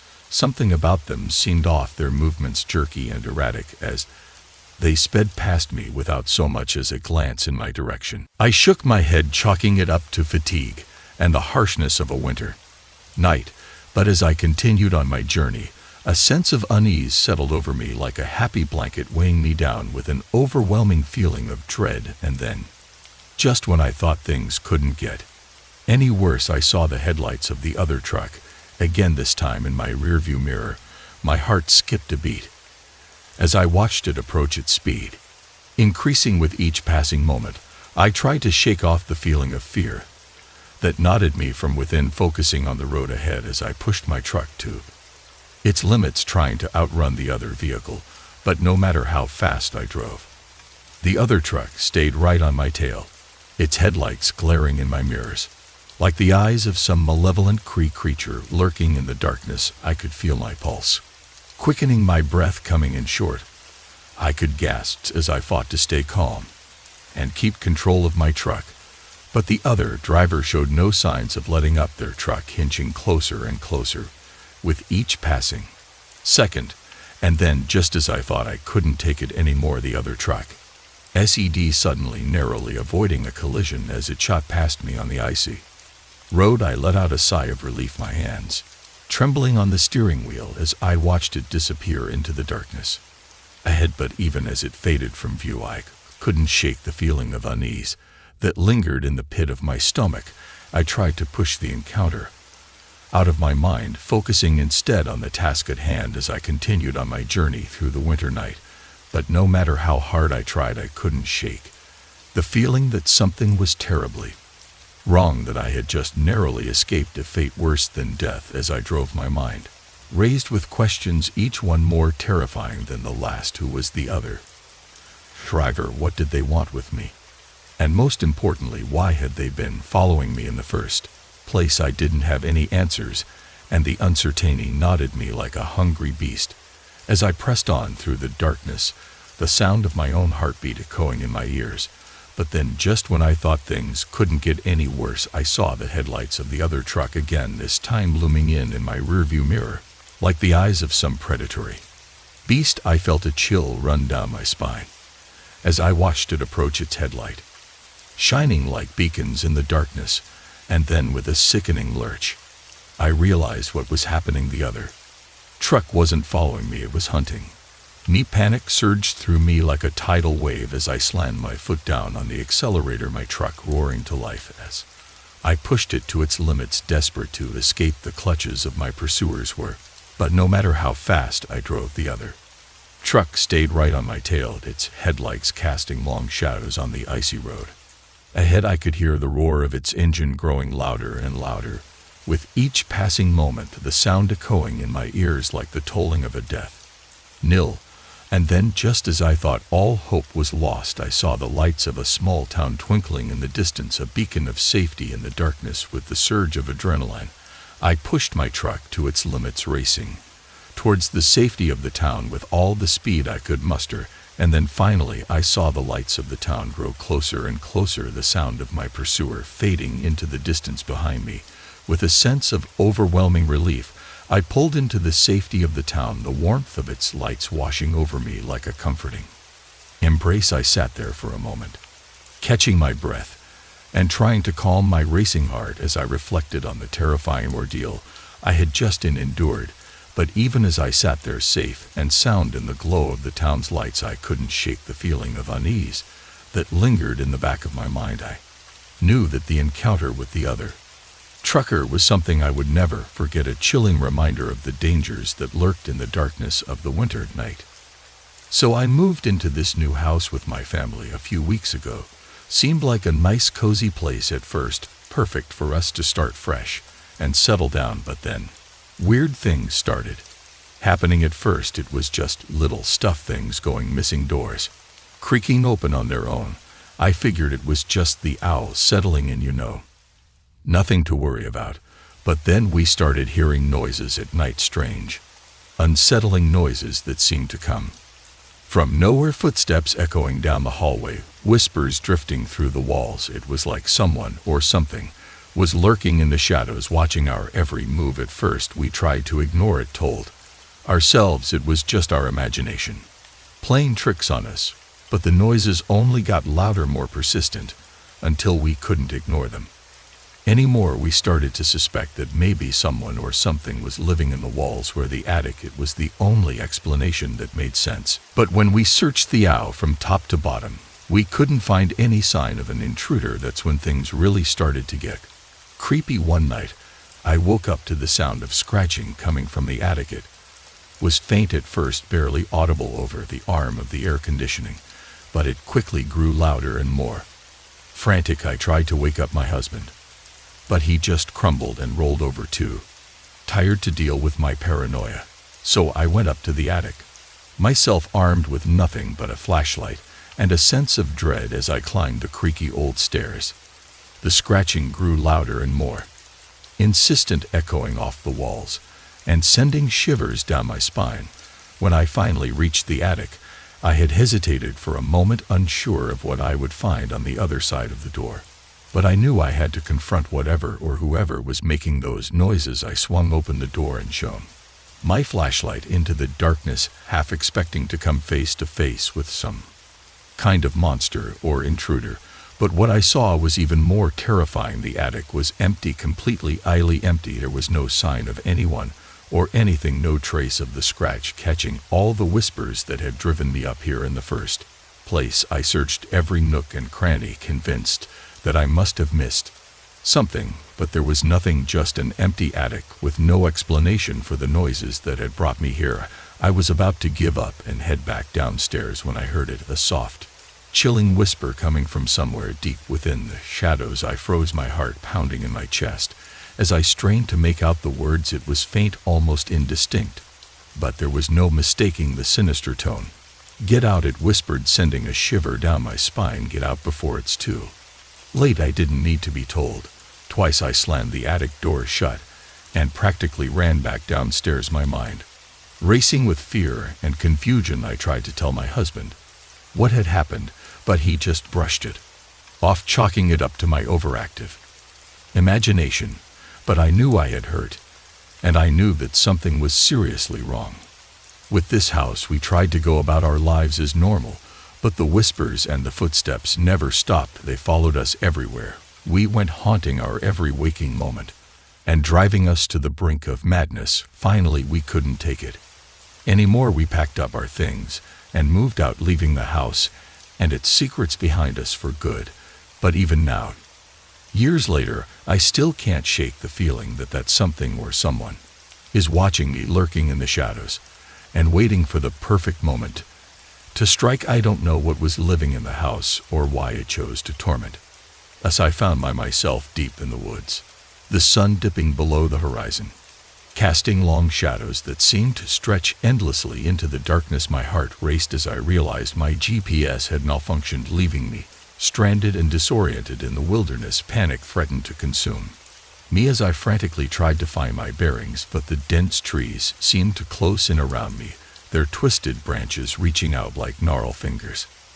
Grasping for my sanity, every step I took felt like a step deep into the unknown, my sense of direction slipping away with each passing moment. I called out for help, but my voice seemed to be swallowed by the oppressive silence of the forest. As night fell, the woods took on its sinister aura, the shadows dancing and shifting in the moonlight, playing tricks on my already frazzled mind. I stumbled over roots and rocks, each sound echoing through the trees like a mocking laugh. Suddenly I heard a rustling in the underbrush, and my heart leaped into my throat. I froze, straining my ears for any sign of what could be lurking in the darkness, but the rustling stopped as suddenly as it had begun, leaving me alone once again, with only the sounds of my own ragged breaths to keep me company. I pressed on my legs, aching with exhaustion, as I pushed through the dense undergrowth, my mind racing with thoughts of what horrors might be waiting for me in the darkness. And then, just when I thought things couldn't get any worse, I stumbled upon a clearing in the woods, the moonlight casting an aura over the scene. Before me, in the center of the clearing, stood a series of bizarre and terrifying obstacles, each one more twisted and theob than the last. There were traps set with cruel efficiency, their mechanisms designed to ensnare anyone who dared to venture too close. I felt a chill run down my spine as I realized that I was now alone in the forest, that someone or something had set these traps with malicious intent.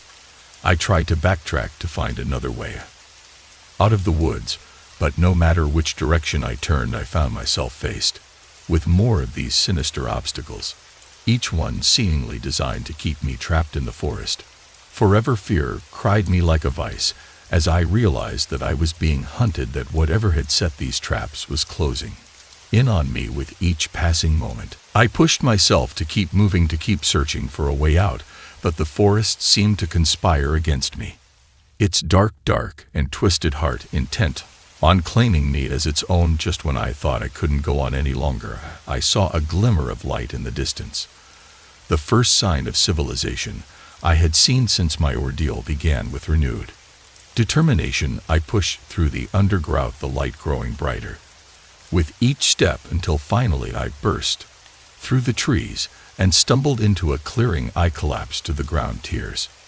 streaming down my face as I realized that I was safe, that I had escaped the horrors of the forest. But even as I lay there gasping for breath and trembling with exhaustion, I couldn't shake the feeling that something was still out there, lurking in the darkness, waiting for its next victim. I boarded the cruise ship with excitement, looking forward to a week of relaxation and luxury at sea. The ship was massive, gleaming in the sunlight as it towered over the dock.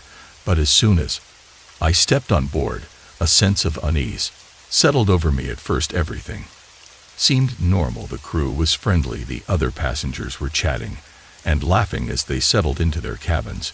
But as the days passed, I began to notice that something was off. People started appearing. At first, it was just one or two passengers who failed to show up for dinner or didn't return to their cabins at night, but soon it became a regular occurrence, with more and more passengers vanishing without a trace. At first, I tried to rationalize it.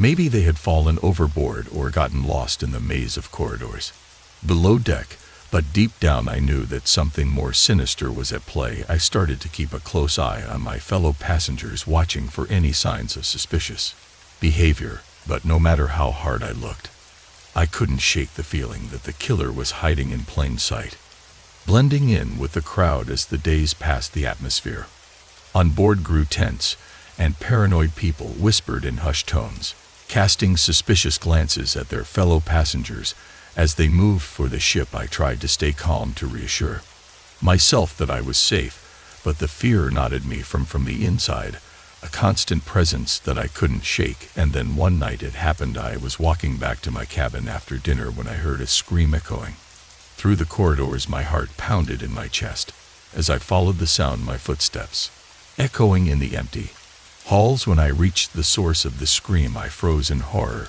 A woman lay crumpled on the floor, her throat slashed open, a pool of blood spreading out around her. I stumbled back in shock, bile rising in my throat as I realized that the killer was still on board, still hunting for their next victim. I knew that I had to do something to find a way to stop the killer before they struck again. But I was paralyzed by fear, unable to think clearly as the panic threatened to overwhelm me. I tried to alert the crew to tell them what had happened, but they brushed me off, dismissing my claims as the ramblings of a hysterical passenger desperate for help. I turned to my fellow passengers, hoping that someone would listen to me, would believe me, but they too turned a blind eye, too consumed by their own fear to offer any assistance. As the days passed, the body count continued to rise, each new victim adding to the sense of dread that hung over the ship like a dark cloud. I knew that I couldn't stay on board any longer, that I had to find a way to escape before it was too late. But the ship was like a prison, its towering walls and endless corridors trapping me in a nightmare from which there was no escape. I tried to keep a low profile, to blend in with the crowd as I searched for a way off the ship, but everywhere I turned I was met with dead ends and locked doors, each one a reminder of the trap that I was caught in. And then, just when I had all but given up hope, I stumbled upon a lifeboat hidden away on one of the lower decks. It was a slim chance, but it was my only hope of escape. I waited until nightfall, when the ship was shrouded in darkness and the crew was distracted, before slipping away from my cabin and making my way down to the lifeboat. I climbed inside, my heart pounding in my chest as I cast one last glance back at the ship that had become my prison. And then, with a silent prayer on my lips, I pushed off into the darkness, leaving behind the horror that had haunted me for so long. It was just another day on the job for me. Emily, a volunteer search and rescue worker, always ready to answer the call for help when the distress call came in from a stranded hiker in the remote wilderness. I didn't hesitate to spring into action. Gathering my team, we wasted no time in heading to locate the hiker and bring them to safety. The sense of urgency hung heavy in the air as we navigated the rugged terrain, our eyes scanning the horizon for any sign of the lost soul we were tasked with rescuing. But as we delved deeper into the heart of the wilderness, a feeling of unease settled over me. The silence of the forest seemed to press in on us, and I couldn't shake the sense that we were being watched by unseen eyes as we pressed on, following the coordinates provided by the hikers. Distress call, the tension in the air grew thicker with each passing moment. It was as if the very forest itself was holding its breath, waiting for something to happen. And then we stumbled upon it, a clearing in the woods that seemed to pulse with an eerie energy. It was there that we found the hiker cowering in fear, as if they had seen something beyond comprehension. But before we could react, a shadowy figure emerged from the trees, a lone man with wild eyes and a haunted expression. He warned us to turn back, to leave the forest and never return, but something in his voice told me that there was more to his warning than met the eye. Ignoring his pleas, we pressed on, determined to fulfill our duty and bring the hiker to safety. But as we ventured deeper into the woods, we soon realized that we were now alone. Strange noises echoed through the trees, and the feeling of being watched grew stronger with each step we took. It was as if the very forest itself had come alive, its ancient secrets awakening to confront us. And then, just as we thought things couldn't get any worse, we stumbled upon a clearing filled with makeshift shrines and symbols carved into the earth. It was a chilling sight, one that spoke of dark rituals and unspeakable horrors lurking just beyond the edge of our vision. As we surveyed the scene, a sense of dread settled over me like a heavy blanket. We were in over our heads, facing an enemy far more dangerous than we had ever imagined, but there was no turning back. Now, with the hiker's life hanging in the balance, we pressed on, determined to uncover the truth behind the darkest secrets of the forest. As we ventured deeper into the wilderness, the sense of unease grew stronger with each passing moment. It was as if the very air was alive with malevolent intent, waiting to ensnare us in its deadly embrace. And then, just when we thought things couldn't get any worse, we stumbled upon a hidden cave, hidden deep within the heart of the forest. It was there that we found the source of the darkness. A group of men and women gathered around a flickering fire, their faces twisted with madness as they chanted in an ancient language. With horror, we realized that we had stumbled upon a cult, a group of fanatics who worshipped the dark forces that lurked in the depths of the forest. And as they turned their attention towards us, we knew that our worst nightmares were about to come true. In a desperate bid for survival, we fought back against the cultists, using every ounce of strength and skill we possessed to fend off their relentless attacks. But they were relentless, driven by a madness that knew no bounds. Just when it seemed that all hope was lost, a miracle occurred. With a roar of engines, a team of reinforcements arrived on the scene, driving back the cultists and rescuing us from certain doom. As we made our way back to civilization, battered and bruised, but alive, I couldn't help but reflect on the horrors we had witnessed in the heart of the wilderness.